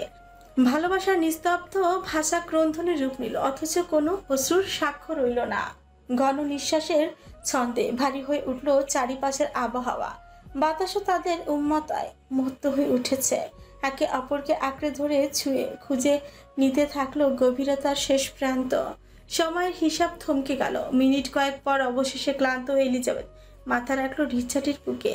দুজনেরই শ্বাস একসাথে হাঁপাতে থাকলো সময়ের চেয়েও গভীর এক বোঝাপড়া। My lips are more passionate when it's come to you Red. ঘন নিঃশ্বাস নিঃসরাত অবস্থায় এলিজাবেথ তাকালো রিচার্ডের দিকে। লজ্জায় পীড়নে রক্তিম বর্ণ ধারণ করেছে অবয়ব। অনুভূতির জোয়ারে ভাসছে অন্তঃকরণ দুটো খাতযুক্ত দৃষ্টিতে মিশে গেল। সকিয়াতে খোয়ালো অরিন্দের গুপ্ত প্রেম জোয়ারের ন্যায় ভেসে উঠল চোখে। রিচার্ডের উষ্ণ হাতের ওপর হাত ছোঁয়ালো এলিজাবেথ। রিচার্ড তড়িৎ বেগে ওর কোমর শক্ত করে চেপে ধরে স্নিকের উপর বসিয়ে দিল। আলিঙ্গনে গভীরে হারিয়ে যাওয়ার তীব্র অনুভূতি স্পষ্ট নীল চোখ দুটিতে। অভ্যন্তরীণ আত্মসমর্পণ জানিয়ে এলিজাবেথ দুপাত দিয়ে পেঁচিয়ে ধরল রিচার্ডের দণ্ডায়মান কোমর। স্নিকে তালু ঠেকিয়ে ভর দিয়ে মাঝখানে শূন্যতা মোচন করে আরো দৃঢ় করলো বাঁধন। শরীরের উন্মাদনা স্রোত ঝড়ের বেগে বইতে শুরু করলো। রিচার্ড কায়নাতের পুরুষত্ব ধীরে ধীরে গ্রাস হতে থাকে কামুকতায়। রিচার্ড এলিজাবেথের দিকে শুকনো ঠকিল। কোমরের বেল্ট একটানে খুলে ছুঁড়ে মারল ওয়েস্ট বিনে। Open your legs wifey. Respect, Mr. Kainat. ঠোঁট কামড়ে তুষ্ট হাসলো রিচার্ড। স্নিকের উপর অসার হয়ে পড়ে থাকা লাশমের উপর ঝুঁকে নাকের টকা নাক খুঁজতে খুঁজতে গাঢ় স্বরে বলল, my honourable wife, please kindly open your respected legs for me. It will be easier for me. We have limited time. The kids might wake up any time. Elizabeth চুপ করে একটা চুমু খেলো রিচার্ডের অধরে। অনিয়ন্ত্রিত মুহূর্তে আবেশিত স্বরে ডাকলো, ইয়েস প্রিন্সেস। সঙ্গী হওয়ার একান্ত মুহূর্তে বাতাসে ভেসে এলো আধ ভাঙা স্বর। এলিজাবেথ ঠোঁট কামড়ে চোখ মুখ কুচকে ফেল। রিচার্ড তপ্ত শ্বাস ফেলে সোজা হলো। গায়ে শার্ট পরতে পরতে প্রত্যুত্তর করলো মেয়ের ডাকে, ইয়েস লিটল প্রিন্সেস। বাচ্চারা মনে হয় উঠে পড়েছে। কান্নার শব্দ আসছে উপর থেকে। রিচার্ড তার চতুর বউয়ের দিকে চেয়ে ফুসফুস করে নিঃশ্বাস ছাড়লো শব্দ করে। অতঃপর মেয়েকে কোলে তুলে উপরে যেতে যেতে শোকময় ভঙ্গিতে বলতে লাগলো, এরা দেশের নয়, জনগণের নয়, বাপের শত্রু। পেট ফেটে হাসি আসছিল এলিজাবেথের। ঘুম এলিজাবেথ দু হাতে মুখ চেপে হাসতে থাকে। হঠাৎই উপর থেকে রিচার্ডের হতাশ কণ্ঠ বাতাসে ভেসে আসে, এভাবে হিসু করলে তো দেশ ভেসে যাবে বাবা। তোমার মাম্মা তো আমার সাম্রাজ্য অনেক আগেই ভাসিয়ে দিয়েছে। এলিজাবেথ ছোট কামড়ে হেসে ফেল। হুট করে সুস্থ মাথার ভেতর ঢুকে পড়লো এক অসুস্থ দুষ্টুমি ভরা চিন্তা। কিচেনের ছুরি হাতে তুলে নিয়ে কুটিল হেসে গলা উঁচিয়ে ডেকে উঠল। শুনছেন? রিচার্ডের ব্যস্ত কণ্ঠস্বর তড়ক করে ফিরে এলো। I am so busy. এরিদের ডাইপার লিক হয়ে গেছে। একটা প্রশ্নের উত্তর দিন শুধু। ফার্স্ট বলো। খাসির মাংস সরিষার তেলে কষালে যেই রংটা হয় সেই রঙের শাড়ির সাথে কোন রঙের ব্লাউজ মানাবে? বলি এলিজাবেথ মুখে 2 হাত চাপা দিয়ে ফেটে পড়া হাসি আটকে রাখতে চাইল, তবে বৃথা চেষ্টায় সফল হতে পারল না রিচার্ডের জবাবে। যেই ব্লাউজ পরলে আমি সিরিয়াস হব না, খুলতে ইচ্ছে করবে না, তুমি কাঁদবে না, সেই রংটাই মানাবে। তবে তুমি চাইলে যা খুশি পরতে পারো, খোলার দায়িত্ব তো আমার। ক্যালেন্ডারের পাতা উল্টে 8 বছর পেছনে ফেলে এসেছে রিচার্ডরা। এখন তাদের ঠিকানা ইতালির রোম শহরে, পাহাড়ি উপকণ্ঠে এক বিশাল এলাকা জুড়ে বিস্তৃত আধার কালো এক রাজপ্রাসাদ। ফাদারের পুরনো ম্যানশন ছেড়ে তারা উঠেছে এক নবনির্মিত দুর্গে, যার প্রতিটি ইট গড়ে তোলা হয়েছে কেবল তাদের বংশধরের আরাম খেলায় ও নিরাপত্তার কথা ভেবে। এই 3 তলা রাজপ্রাসাদটির প্রতিটি কোণ ছড়িয়ে ছিটিয়ে রয়েছে শাসনের প্রতীক।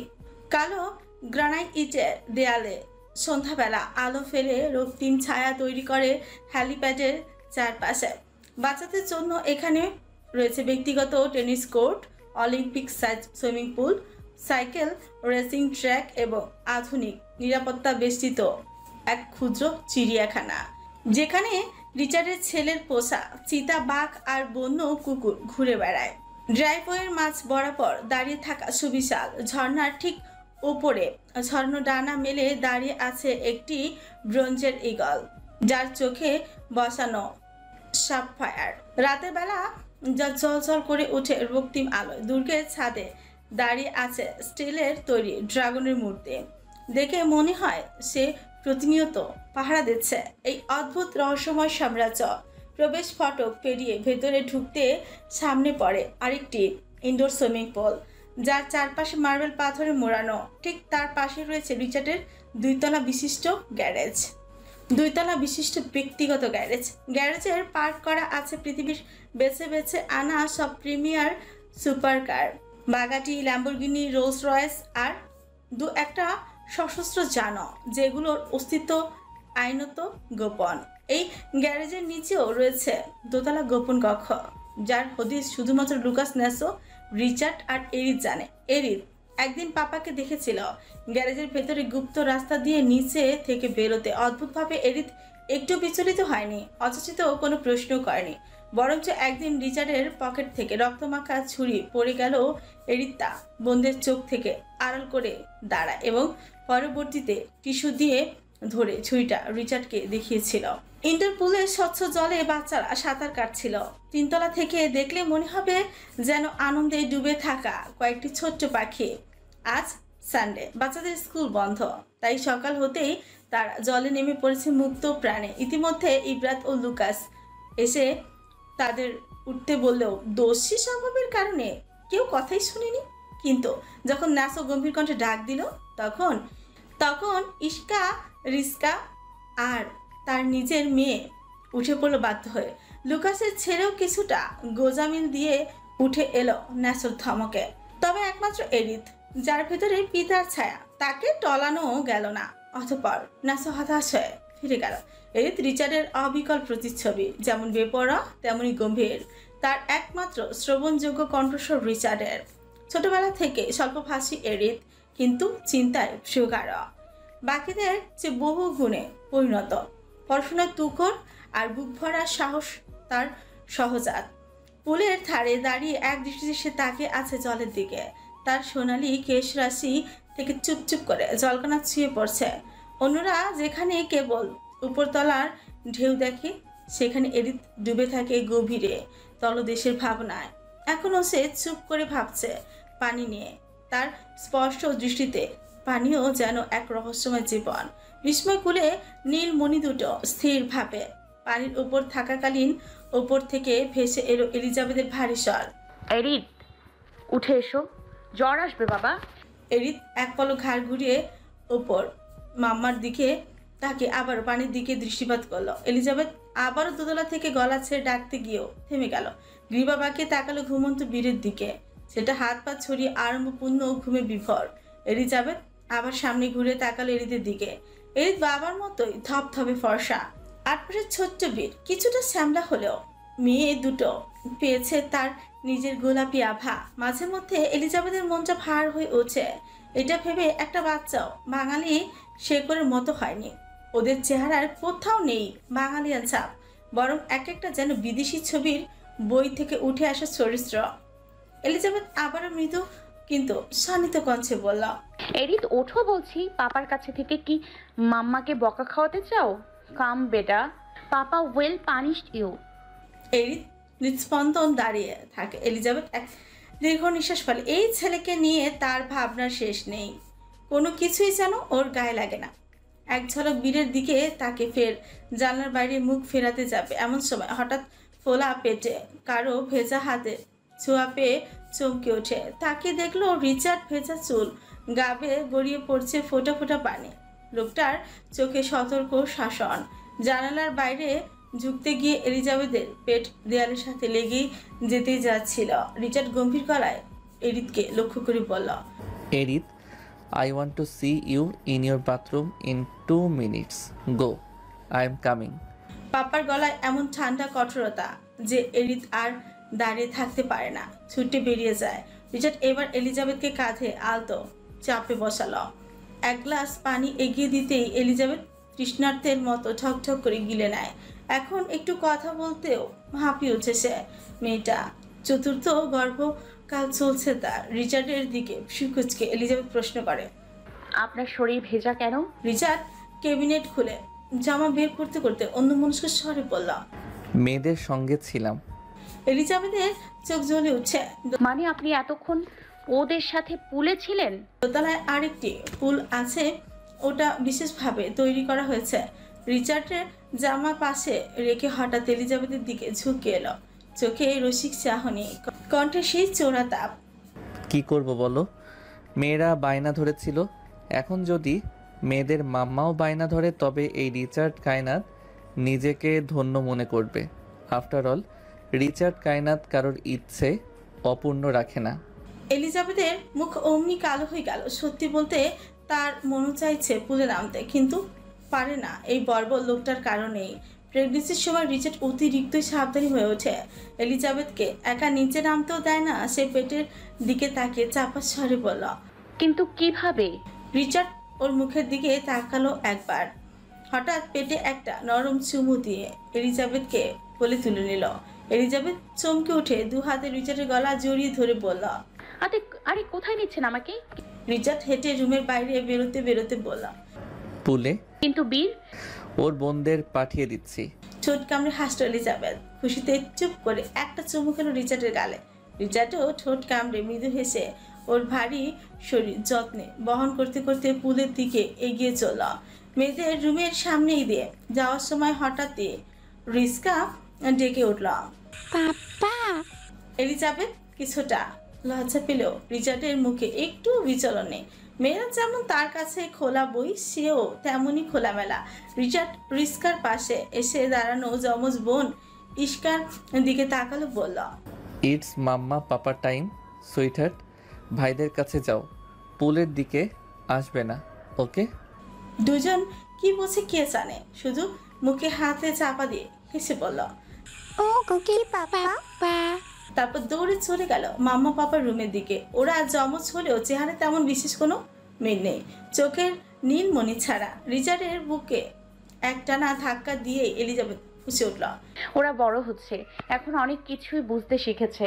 আপনি আপনার বাংলা রাজার মুখে লাগাম টানুন মিস্টার কায়নাত। বা রিচার্ড কিছু একটা বলতে যাবে এমন সময় পেছন থেকে ভেসে এলো এরিদের গম্ভীর কণ্ঠস্বর। পাপা, গুড আই জয়েন। রিচার্ড ছেলের দিকে না তাকিয়ে হেঁটে যেতে যেতে বলল, নো জেন্টেলম্যান।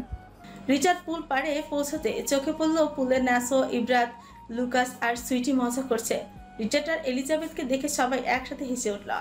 ধীরে ধীরে রিচার্ড এলিজাবেথকে নিয়ে নামলো পানিতে। ইব্রাত বোনের দিকে সন্দেহ ভরা চোখে তাকাতে এলিজাবেথ একটু মিয়ে গেল। বাচ্চাদের ঘুম পাড়িয়ে এসেছি। ইব্রাতের সাথে সাথে হেসে বলল, আমিও। বলে এলিজাবেথ এর মুখে পানি ছুড়ে দিল। তার কথাটা শেষ হওয়ার আগে সুইটি পেছন থেকে পানির ঝাপটা মারল ইব্রাতকে। লুকাসের হাত থেকে ছুটে আসতে এসে আস্তে আস্তে বলল লুকাসের হাত থেকে ছুটে এসে আস্তে আস্তে বলল। রিচার্ড চুপচাপ দাঁড়িয়ে ছিল। হঠাৎ তার মাথায় এসে লাগে একটা বল। ঘুরে তাকিয়ে দেখে নাসো আর লুকাস হাতে বল। তারা হেসে চোখে চোখে ইশারা করলো। রিচার্ডও ঠোঁটে বাঁকা হাসি টেনে এবার নিজেও হাতে তুলে নিল বল। উচ্ছ্বাসের মধ্যে দিয়ে হঠাৎ এলিজাবেথ চিৎকার করে উঠল, thank you my criminal husband for giving me such a beautiful life. থেমে আবারও You are red flag with green forest, Mr. Richard. Oh, sorry, my rich and husband. পরন্ত বিকেল। স্নানের পর ভেজা চুলে তাওয়াল বনে নিচে নামছিল এলিজাবেথ। এক হাতে ফোন, ওপাশে থাকোয়া। কথা বলতে বলতে মুখে হালকা হাসি খেলা করছে। কাল নবম বিবাহ বার্ষিকী এলিজাবেথ ও রিচার্ডের। এটি বিশেষ দিন, তাই একসাথে পার্টির আয়োজন করা হয়েছে। কাকতালীয়ভাবে তাকবীর আর তাকওয়ারও একই দিনে বিবাহ বার্ষিকী, তাই এবার তারা চারজন মিলে উদযাপন করবে এই দিনটি। রিচার্ড আজ অফিসে যায়নি। বিকেলে তার জন্য অপেক্ষায় করেছে একটি গুরুতর সিদ্ধান্ত। আজ সে নিজের অহং ভেঙে গর্বে নামিয়ে কারোর জন্য একটি প্রতিশ্রুতি রাখবে। এরিত আর লুকাসের ছেলে কাবিলকে হোমওয়ার্ক করাচ্ছিল রিচার্ড। নিচে ইশকা আর রিস্কা খেলছে ন্যাসর ছেলের সঙ্গে। ছোটবেলা থেকে রিস্কা ন্যাসর ছেলে নিহাতকে খুবই স্নেহ করে। সে খুবই মিশুক, অথচ ইশকা সব খুবই খুঁতখুঁতে। কাবিলের গায়ের রংটা তার একদমই পছন্দ নয়। কাবিল আর ইশকার সম্পর্ক সাপে নেউলে, চোকাচোকি মানে খুনছুটি। রিচার্ড মিহির কণ্ঠে পেছন ফিরে দেখলো ভেজা চুলে স্নিগ্ধ মুখে সিঁড়ি দিয়ে নামছে এলিজাবেথ। রুশ রমণীর স্নিগ্ধ রূপে রিচার্ড মুহূর্তেই বিমুগ্ধ হয়ে গেল। সে নিঃশব্দেই উঠে দাঁড়ালো। বাচ্চাদের গুঞ্জন ফেলে চুপি চুপি সরে গেল। এরিতে চোখ পড়লো পাপার সরে যাওয়া পায়ের দিকে। এক ঝলক তাকিয়ে দেখলো মাম্মা দাঁড়িয়ে সিঁড়ির মাথার। এরপর আর তাকালো না, আবার ঝুঁকে পড়লো খাতার দিকে, যেন কিছুই ঘটেনি। রিচার্ড এগিয়ে এসে হাত বাড়লো। এলিজাবেথ মুচকি হেসে তার হাত ধরলো। দুজনেই হাতে হাত রেখে সিঁড়ি বেয়ে নামতে লাগলো ধীরে। এলিজাবেথ ঠিক করেছিল লিভিং রুমে যাবে, কিন্তু রিচার্ড আচমকা তাকে টেনে নিল সিঁড়ির আড়ালে। এলিজাবেথের চোখে ছিল একরাশ অস্থিরতা, অথচ লোকটার ঠোঁটে একটা অমুকের ছাপ। এলিজাবেথকে দেয়ালের সঙ্গে ঠেসে দাঁড় করিয়ে রিচার্ড এক হাতে মাথার উপর ভর দিয়ে ঝুঁকে এলো, ঠোঁট ছুঁচি করে হিসিয়ে বলা, ওয়াইফি। হঠাৎই এই ঘনতার ঝড়ো স্পর্শে এলিজাবেথ শিউরে ওঠে। রিচার্ডের ঠোঁট ছুঁয়ে যাওয়া উষ্ণ নিঃশ্বাসের দেহের ভেতর কেঁপে উঠল স্নায়ু। গলায় কম্প নিয়ে সে ফিসফিসিয়ে বলল, কি ব্যাপার? কি? তুমি দিনকে দিন সুন্দর হচ্ছ, নাকি আমি তোমার প্রেমে আরো বেশি অন্ধ হয়ে যাচ্ছি? চোঁচ কামড়ে লাজুক এক হাসি দিল এলিজাবেথ। বা হাতে রিচার্ডের কলার চেপে ধরল। গভীর চোখে চোখ রেখে গম্ভীর কণ্ঠে বলল, অন্ধ না পাগল? রিচার্ডের ঠোঁটে খেলে গেল অদৃশ্য এক বিজয়ী হাসি। শিউ উঁচিয়ে জানতে চাইল, are you sure? Damn sure. এই নির্ভার দৃঢ়তায় রিচার্ডের মুখে ফুটে উঠল গর্বের রেখা। গলায় নামলো প্রশংসার ভার। বাহ, এতটা আত্মবিশ্বাস! আন্ডারগ্রাউন্ড গ্যাংস্টার বসের ওয়াইফের একটু কনফিডেন্ট তো থাকতেই হয় জনাব। রিচার্ডের বুকের গভীর মোচড় দিয়ে উঠল গর্ব, অথচ লোকটার মুখটা রইল শান্ত নিরাবেগ। রিচার্ড এলিজাবেথকে এক ঝটকায় জড়িয়ে নিয়ে ফিসফিসিয়ে বলল, ইমপ্রেসিভ সুইটহার্ট। এলিজাবেথ বুক ছিটিয়ে হেসে বলল, আই নো হানি। হঠাৎ রিচার্ড নাক খসে এলিজাবেথের নাকের চরকায়। কণ্ঠটা হয়ে উঠল ভারী কর্তৃত্বময়। একান্ত অধিকার বোধে ভরায় ডেকে উঠল, এরিদের মাম্মা। এতটা ঘন সান্নিধ্যে কেঁপে উঠল এলিজাবেথের শরীর। সে রিচার্ডের বুকে সেটে গিয়ে একই স্বরে জবাব দিল। রিচার্ড এরিদের পাপা। হিসিয়ে বলল, ম্যামি। এলিজাবেথও ফিসফিস করে বলল, ড্যাডি। May I? নো। রিচার্ডের উজ্জ্বল মুখমণ্ডল মলিন হয়ে গেল। সে দমে গিয়ে বলল, I will be gentle. I said no. You are so rude. এরিদের মাম্মা। হঠাৎ এলিজাবেথ রিচার্ডের কলার খামচে ধরলো টেনে। কণ্ঠে রুদ্রতা নিয়ে বলল, এই আল্লাহর বান্দা, এই বিয়ের আগে মনে ছিল না আমি রুড? রিচার্ড ঠোঁট কামড়ে হাসলো পরক্ষণে গম্ভীর হয়ে। এলিজাবেথের চিবুক চেপে ধরে মুখটা উপরে তুলে দাঁতের ধস চেপে ছন্দ রাখে বলল, এই আল্লাহর বান্দি, এই বিয়ে তো আমি তোকেই করতাম। তোর rudeness I don't fucking care. Elizabeth ফিক করে হেসে ফেলল। রিচার্ডের গলা দু হাতে চেপে ধরে চোখে চোখ রেখে জিজ্ঞেস করলো, তাহলে আপনি কিসের কেয়ার করবে? শুধু তোমার আর বাচ্চাদের। What about you? তোমরা আছো তাই আমি আছি, তোমরা না থাকলে আমার অস্তিত্বটাই থাকে না। হঠাৎ এলিজাবেথ রিচার্ডকে দূরে সরিয়ে দিতে চাইল। অসভ্য লোক, সরুন। আপনি আমার পেটে গুলি করেছেন, এখন আমার পেটে দাগ আছে। রিচার্ড ফ্রি কোচকে নিজেকে নির্দোষ সাব্যস্ত করে কাঁধের দাগ দেখিয়ে বলা, দাগ কিন্তু আমারও কাঁধে, বুকে, পেটে আছে। এলিজাবেথ খানিকটা লজ্জে মিলিয়ে গেল। কাঁধে বুকে যে দাগ সে তো নিজেরই দেওয়া, আর পেটেটাও লোকটা নিজেই রেখে দিয়েছে। কিডনি দিয়ে বউকে ফিরিয়ে এনে তবু এলিজাবেথ ছোট বাঁকিয়ে মিছে রাগ দেখালো। যদি সেদিন সত্যি মরে যেতাম কি? রিচার্ড শান্ত গলায় বলল, এত সহজে যাবে কিভাবে? এখনও তো আমার দুটো কথা রাখা হয়নি। আর তুমি জানো রিচার্ড কায়নাত তার দেওয়া কথা রাখে। কি কথা? রিচার্ড এলিজাবেথের দিকে ঝুঁকে এলো, ডান হাত রাখলো তার ফুলে থাকা পেটে, বলল, 4টে বাচ্চা নিয়ে চতুর্থবারের মতো তোমাকেই বিয়ে করাটা যে এখনো বাকি, ভাবছি কালই সেরে ফেলি। 5ম জন আসার আগেই। এলিজাবেথ লাজুক হেসে মাথা নিচু করে ফেলল। রিচার্ড ওর কানের কাছে ফিসফিস করে বলল, কাল কিন্তু আমাদের অ্যানিভার্সারি, তো একটু স্পেশাল কিছু হবে না? এবার এলিজাবেথ তেতে উঠল। স্পেশাল কি? প্রতিবারই তো এক কাজ। অ্যানিভার্সারির রাতে এসে বলেন আমার আরেকটা বাচ্চা চাই ওয়াইফি, আর তারপর যাতা। রিচার্ড রহস্যময় হেসে বলল, ভাবছি আজ রাতেই পরেরটার জন্য প্রি বুকিং দিয়ে রাখবো। এলিজাবেথ ধাক্কা দিয়ে উঠল। অসভ্য লোক, মরে যাব আমি না। রিচার্ড ফিচেল হেসে ওকে জড়িয়ে ধরল। মারবো না তো তোমায়। এলিজাবেথ কান্না ভেজা মুখে বলল। প্লিজ, বয়স হচ্ছে তো।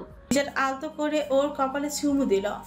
বয়স যতই হোক তুমি আমার কাছে সবসময় সেই রেড যার রূপের আগুনে আমি বারবার পুড়তে রাজি, যার ছোঁয়ায় আমি মৃত্যুর কিনারা থেকে ফিরে আসি, যার ভালোবাসায় আমি নিজেকে মানুষ মনে করি। হঠাৎ এলিজাবেথ থমকে ভাবলো কিছুক্ষণ। আপনার দ্বিতীয় কথাটা কি ছিল? রিচার্ড চোখ নামিয়ে বলল, নাথিং। প্লিজ বলুন না। রিচার্ড হালকা হাসল। রিচার্ড কায়নাত কথাই নয়, অকেশনে বিশ্বাসী, সময় হলে জেনে যাবে। তার জন্য আর কতদিন অপেক্ষা করতে হবে? 2 দশক। 2 দশক? চোয়াল ঝুলে গেল এলিজাবেথের। এত চেষ্টা করেও রিচার্ডের মুখ থেকে কথাটা বের করতে পারল না সে। মনে হলো এই লোকের গলায় ছুরি ঠেকালো সত্যি বলবে না। হতাশ হয়ে পড়ল এলিজাবেথ। হঠাৎ এক নতুন চিন্তা উকি দিল মনে। পিটপিট করে রিচার্ডের দিকে তাকিয়ে ধোয়াটে কণ্ঠে জিজ্ঞেস করল, আপনি সেদিন কেঁদেছিলেন মিস্টার কায়নাত? সেই দিনের স্মৃতি বুকে ছ্যাঁকা দিল রিচার্ডকে। সেই দৃষ্টি সরিয়ে নিতেই এলিজাবেথ মুখ ঘুরিয়ে পড়ল। রিচার্ড আমার দিকে তাকান। আমি হসপিটালের ফুটেজ দেখেছি, আপনি কেঁদেছিলেন। যদি সেদিন গুলিটা আপনার মাথায় লাগতো, অথচ বাচ্চারা জন্মানোর সময়ও আপনাকে কাঁদতে দেখেনি। চুপচাপ কপালের সাথে কপাল ঠেকিয়ে নিচু ভীতু কণ্ঠে বলল, আমি বোধহয় বোঝাতে পারবো না সেদিন কি হচ্ছিল আমার ভেতর। শুধু মনে হয়েছিল সব কিছু শেষ হয়ে যাচ্ছে, আমি বাঁচব না আর। রিচার্ড কায়নাত কেঁদেছে?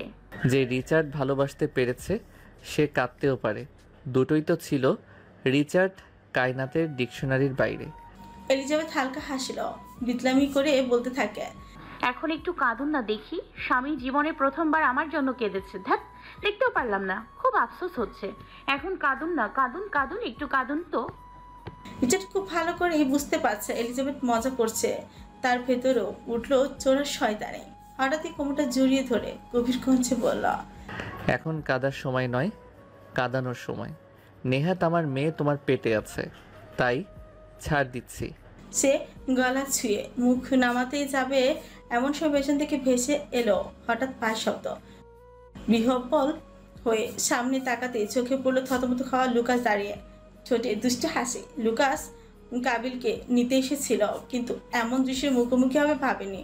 এলিজাবেথ তড়িঘড়ি করে বলল, না লোকা, আসলে তেমন কিছু না। লুকাসও কিছু বলল না, শুধু পথ বদলে চলে যাওয়ার আগে হেসে কৌতুক করে গিয়ে গেল। ওদের দুজনের চোখাচোখি হতে হেসে উঠল ফিক করে। রিচার্ড হঠাৎই এক অতি দুষ্টুমি নিয়ে এলিজাবেথের নাকে বুড়ো আঙুল ছুঁয়ে টুক্কা দিয়ে প্রশ্ন মুখে গিয়ে উঠল। হয়রানি হয়রানি মনের ভেতর, কানে কানে কানে দিয়ে গেল বলে। তুই এলি মনের ভেতর, নদীতে আগুন জ্বলে। এলিজাবেথ হেসে পায়ের পাতায় ভর দিয়ে একটু উঁচু হলো। রিচার্ডের নাক টেনে দিয়ে তার সাথে গলা মেলালো। মন বেচারা ছন্নচারা সঙ্গে আছে তোর।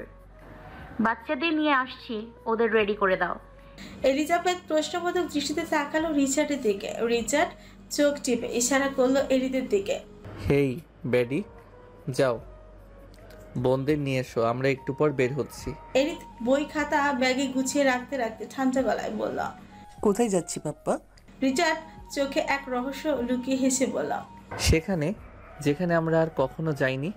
ইজ দিস অ্যানি পার্ক ও রিলেটিভ প্লেস? থেমে হঠাৎই এরিদের চোখ জলজল করে উঠল। সেই আনন্দে চিৎকার করে বলল। রিচার্ড মৃদু হেসে ছেলের বাদামি চুলে হাত বুলিয়ে দিয়ে বলল। তোমার লারা আন্টি আর অফিসার আঙ্কেল কাল পার্টিতে আসছে, আমরা যাচ্ছি তার চেয়েও আপন কারো কাছে। স্বভাব অনুযায়ী এরিদ আর কোনো প্রশ্ন করল না। ব্যাগ গুছিয়ে সোজা চলে গেল বোনদের আনতে। এদিকে এলিজাবেথের ভেতর জমে উঠল এক অজানা অনুভব। এর থেকেও আপন? কথাটা মাথায় ঘুরপাক খেতে থাকলো। তাদের আপন বলতে তো আর কেউ নেই। হঠাৎই চোখ গিয়ে আটকালো টিভির পাশের ক্যাবিনেটের উপর রাখা বড় ফ্রেমে ধরা পড়েছে 5 জোড়া হাসি মুখ। সকলের কোলেই সন্তান, পেছনে জমে থাকা এক অপূর্ব বন্ধুত্ব।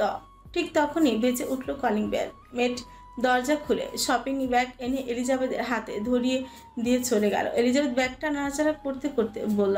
এটা কার? আমি তো কিছু অর্ডার করিনি, আপনি দিয়েছেন। রিচার্ড তখন ফোনে ব্যস্ত, ভ্রু না তুলে বলল। নোপ। তাহলে কি এটা? খুলে দেখো। রিচার্ডের কথা মতো প্যাকেট খুলতেই এলিজাবেথ থমকে গেল। একটা লাল চকচকে রেশমের শাড়ি। সে চকিতে তাকালো রিচার্ডের দিকে। এটা নিশ্চয়ই আপনার কাজ, তাই না? কিন্তু অ্যানিভার্সারি তো কাল। ঠিক সেই সময় ছুটে এলো ইশকা আর রিস্কা। পাপার কোলে লাফিয়ে উঠল ওরা। রিচার্ড দু হাতে মেয়েদের তুলে নিয়ে আরেক চোখে তাকালো এরিদের দিকে। ব্যাডি, মাম্মাকে ওপরে নিয়ে যাও, সাবধানে। তারপর ঘুরে এলিজাবেথের দিকে আদেশের গলায় বলল। যাও এক্ষুনি রেডি হও, আমরা বেরোবো। এলিজাবেথ কিছু আর জিজ্ঞেস করলো না। সে বুঝে গেছে রিচার্ডের মনে কিছু একটা ঠিকই চলছে। এরিদ মায়ের এক হাত চুপচাপ ধরে সিঁড়ি ভেঙে উপরে উঠল। সাবধানতা অবলম্বন করে। সে ছোট্ট হলেও খুবই দায়িত্বশীল আর কর্তব্যপরায়ণ। রুমে ঢুকতেই চোখ আটকে গেল ক্যালেন্ডারে। আজকে তারিখ 29/7/2033। বুকের ভেতর কি যেন ধক করে উঠল এলিজাবেথের। রিচার্ড বাচ্চাদের নিয়ে নিচে অপেক্ষা করছিল। সুইটি আর ইব্রাত উপরে এলিজাবেথকে শাড়ি পরাতে সাহায্য করছিল। রিচার্ড বীরকে কোলে নিয়ে ধীরে ধীরে পায়চারি করছিল। হঠাৎ পায়ের শব্দ, চোখ গেল সিঁড়ির দিকে। ইব্রাত এলিজাবেথকে হাত ধরে নিচে নামাচ্ছে। লাল রেশমের শাড়িতে মোড়া রমণী যেন কোনো পরী। চোখ ফেরাতে পারল না গ্যাংস্টার বস। তার সমুদ্র নীল চোখ স্থির হয়ে গেল সেই নারীর উপর। বুকের ভেতর অনুভূত হলো এক অদ্ভুত চাপ, এক চঞ্চলতা। রিচার্ড নিঃশ্বাস ফেলার কথাও ভুলে গেল। আপনি হাত চলে গেল বুকের বাঁ পাশটা। রমণীর প্রতিটি কদমে কদমে ভেতর থেকে যেন কোনো সুর বেজে উঠল। রিচার্ডের পা আপনাতেই এগিয়ে গেল। ইব্রাত কিঞ্চিত এসে সরে গেল পাশে। এলিজাবেথ চোখ নামিয়ে ফেলল লজ্জায়। রিচার্ড আবিষ্ট দৃষ্টিতে যে হঠাৎ করে বলে উঠে। লাল শাড়ি পরিহিত রুশ রমণীর রূপ আর তার লাল চুলের বাহার একদিন রিচার্ড কায়নাতকে মেরে ছাড়বে। এলিজাবেথের চোখে মুখে আবারও দুষ্টুমি ফুটে উঠল। ঠোঁটের ঠোঁট চিপে শুষ্ক কঞ্চে পড়ল। যদি আবার আপনাকে রেখেই পালিয়ে যাই? রিচার্ডের চোখে তৎক্ষণাৎ জ্বলে উঠল তপ্ত আগুন। জল শক্ত হয়ে এলো। এলিজাবেথের কণ্ঠনালী ধরে টেনে আনলো মুখের কাছে। গলা ধাক্কা নয়, বরং চিপে চিপে বলল। I would let the world burn, let it burn for you again. Elizabeth শুকনো ছোক গেল। গলায় যেন কিছু আটকে গেছে। রিচার্ড আবার বলল। একবার পুরো পৃথিবীর সঙ্গে যুদ্ধ করেছি, আবার করব। দরকার হলে এই মহাবিশ্বটা ছাই করে তবেই তোকে ফিরিয়ে আনবো।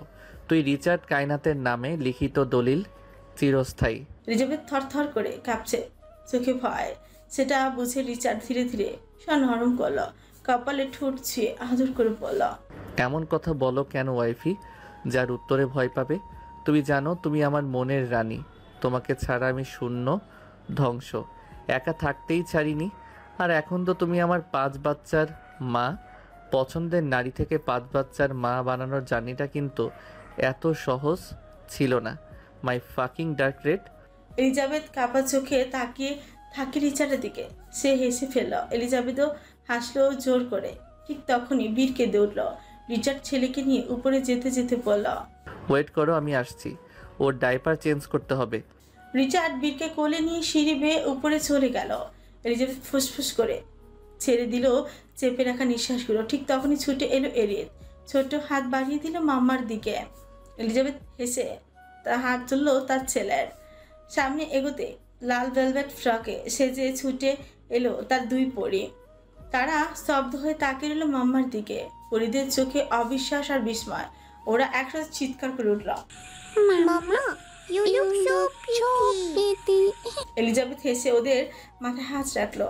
ওরা আজ মাম্মার সঙ্গে মিলিয়ে লাল ফ্রক পরেছে, আর এরিত কালো স্যুটে পাপ্পার জুড়ে। ও একদমই বাবার ছায়া। এরিত হঠাৎ এলিজাবেথকে সোফায় বসিয়ে দিয়ে তার পায়ের কাছে ঝুঁকে পড়ল। এলিজাবেথ অবাক হয়ে ছেলের কাজ লক্ষ্য করতেই দেখতে পেল ছেলেটা তার শাড়ির কুচি ঠিক করার ব্যর্থই চেষ্টা করছে ছোট্ট নরম অদক্ষ হাতে। বাবার মতো কথা কম, কিন্তু নজর তীক্ষ্ণ ছেলেটা। হঠাৎ এরিত মাথা তুলে তাকিয়ে বলল, মাম্মা, তোমাকে রাশিয়ান গার্ল লাগছে। এলিজাবেথ হেসে জিজ্ঞেস করল। আর তোমার বোনদের? এরিত একবার চোখ বুলিয়ে নিয়ে সংক্ষেপে জানালো। খুবই বাজে। এলিজাবেথের মুখ হাঁ হয়ে গেল। ইশকা তৎক্ষণাৎ জ্বলে উঠল। আর তুমি? তোমাকে তো দেখতে ভাল্লুকের মতো। রিস্কা করুণ কাটলো নরম গলায় বলল, আমরা কিউট বোন না ভাই। এরিত মাথা নিচু করে মাম্মার কুচি ঠিক করতে করতে নিচু গলায় বলল, আমার বোনরা লুকস লাইক অ্যান অ্যাঞ্জেল। সেটা যদিও কাউকে শুনতে চায় না, তবু এলিজাবেথ ঠিকই শুনে ফেলে। সেটা যদিও কাউকে শোনাতে চায় না, তবু এলিজাবেথ ঠিকই শুনে ফেলে। নয়ন ভরে দেখে তার সন্তানের দিকে। সেদিনও কত ছোট্ট ছিল ওরা, মায়ের আঁচলে লুকিয়ে থাকতো। আর আজ দৌড়ে বেড়ায়, কথা বলে, হাজারটা প্রশ্ন করে। কত ঝড় ঝাপটা পেরিয়ে এসেছে এই দিনটা দেখতে। এক সময় নিজেকে মনে হতো পৃথিবীর সবচেয়ে অভাগী নারী, আর এখন মনে হয় দুনিয়ার সবচেয়ে ভাগ্যবতী সে। আর এই সবটুকু সুখ এনে দিয়েছে সেই একজন, ওই লোকটা। হঠাৎ মুখের সামনে ধরা এক গ্লাস পানি তার ধ্যান ভাঙালো। ইস্কা গভীর মুখে দাঁড়িয়ে গ্লাসটা এগিয়ে দিয়ে ধরে পড়ল। পাপা বলেছে প্রতি 1 ঘন্টা পর তোমাকে পানি দিতে হবে। এলিজাবেথ মুচকি হেসে গ্লাসটা হাতে নেয়। লোকটা সত্যি সফল, তার সন্তানদের নিজের মতো করে গড়ে তুলেছে। ইস্কা আর রিস্কা দুই পাশে বসে মাম্মার পেটে হাত রেখে খেলতে থাকে, কথা বলে। ওরা জানে ওখানে আরেকটা জীবন আসছে, তাদের বোন আছে।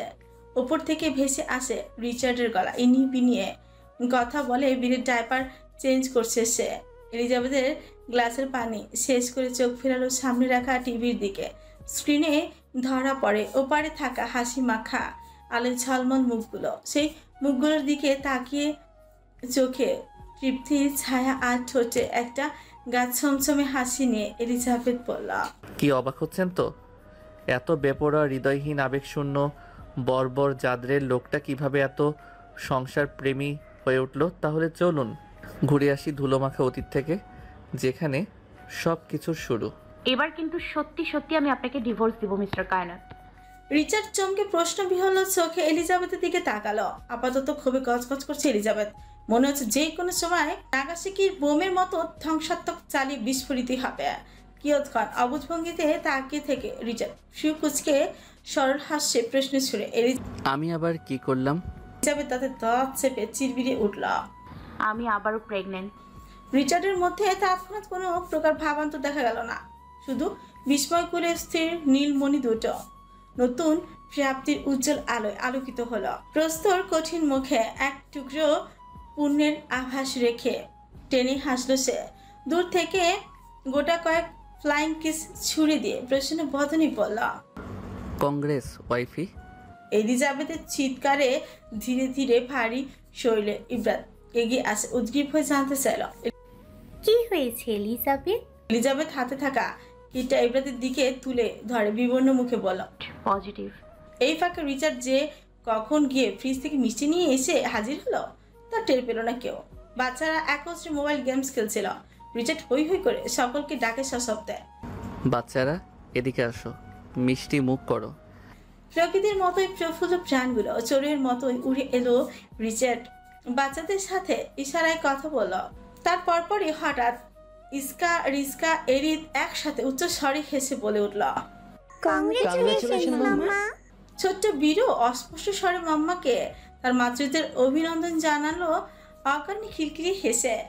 রিচার্ড বীরকে কোলে তুলে নিল, উচ্ছ্বাসে ছেলে গেলে চুমু খেয়ে কৌতুক করে বলল, আশা রাখছি এবার তোমাদের আর একটা বোনই হবে।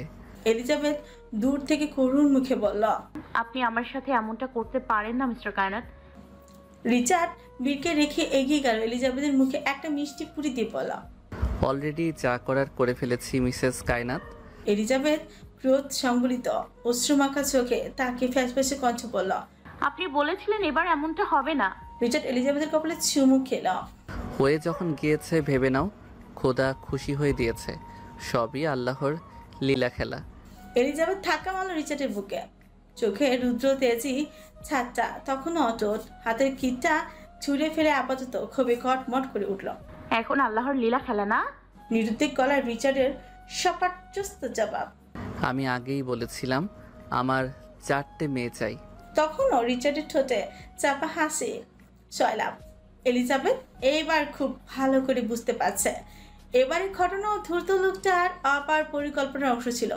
সেই ছলাকলার কথাগুলো শুধু কাছে আসার বাহানা ছিল না, ছিল কুচক্রিতা।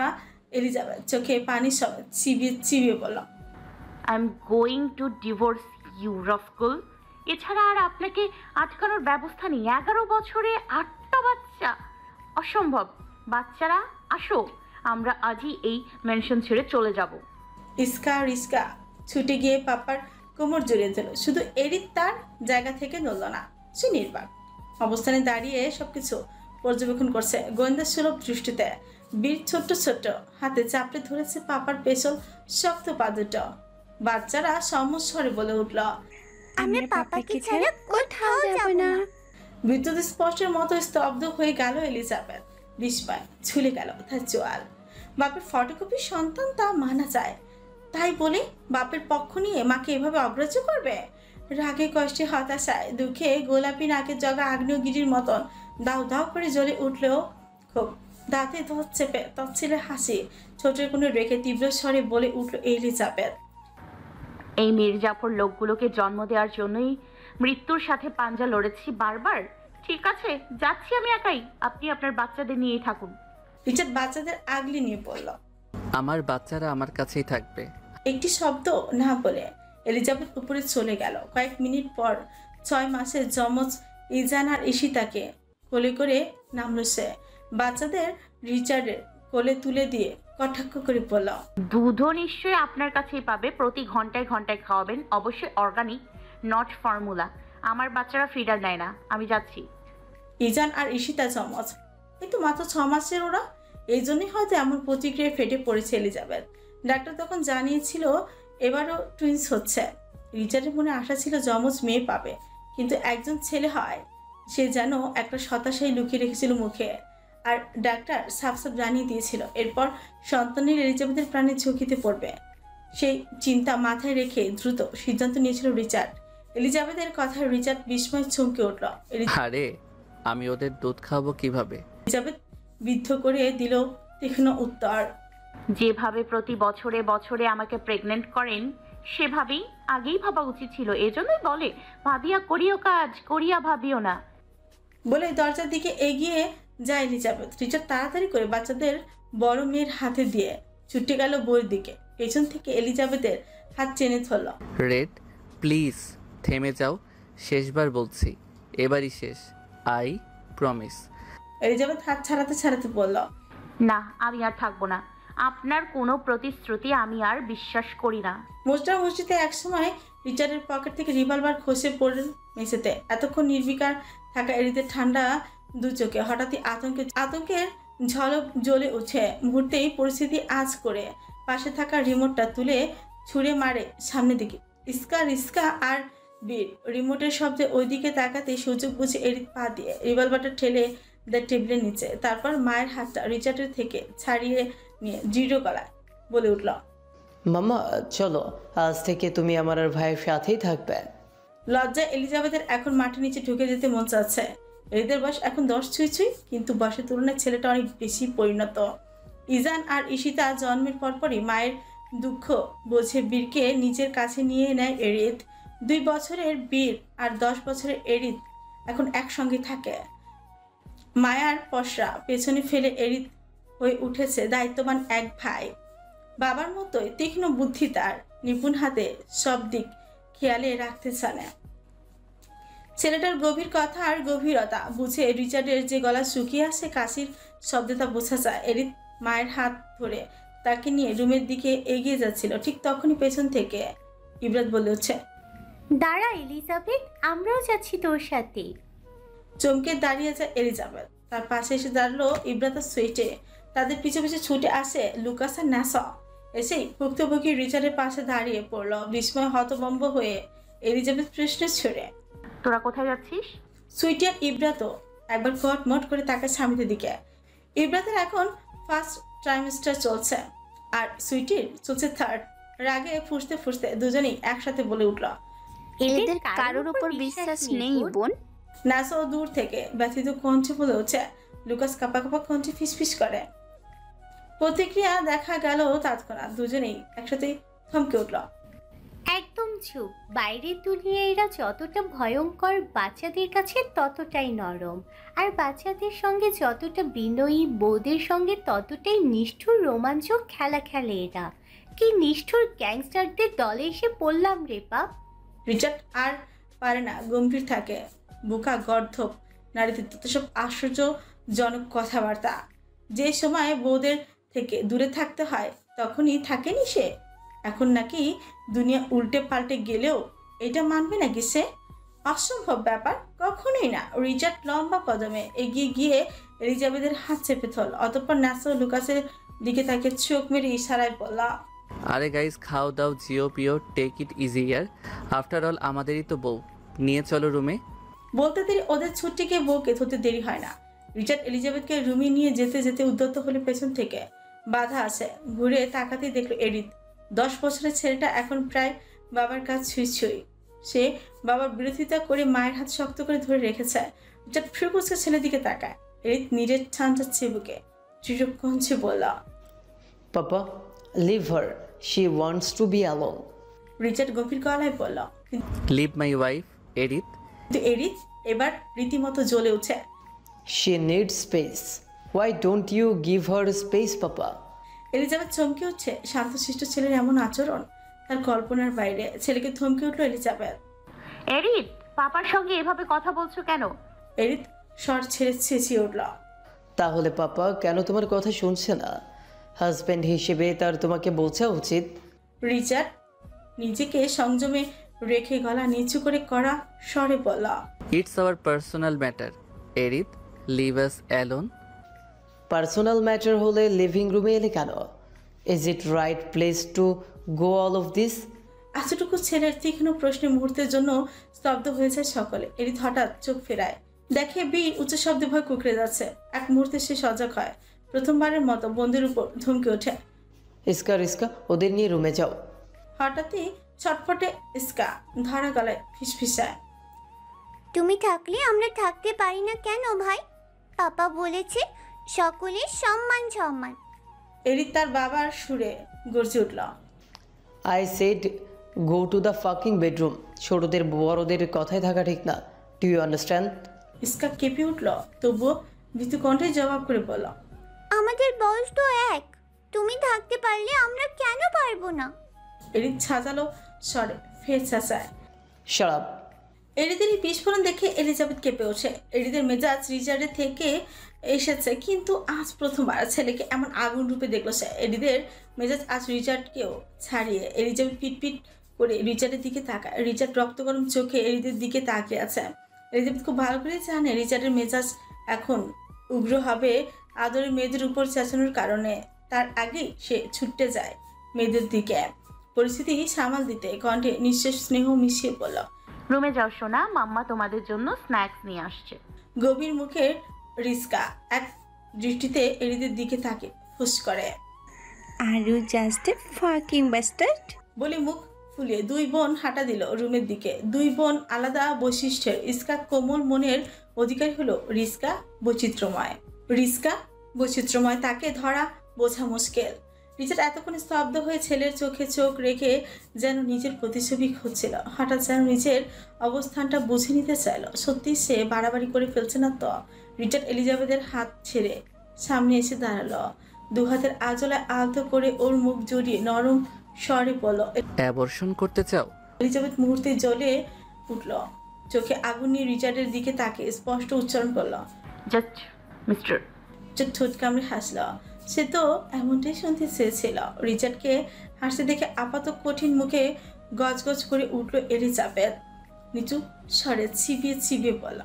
রিচার্ড সাবলের সম্মতি জানে হিসিয়ে বলল, হোয়েন বেবি। এলিজাবেথ ঝাঁঝিয়ে ওঠার আগে রিচার্ড এক হাতে ওর কোমর পেঁচিয়ে ধরে এরিদের দিকে ঘুরে ফিউচিয়ে ব্যঙ্গ করে বলল, do you hear that my fucking second birth? She loves me more than you all.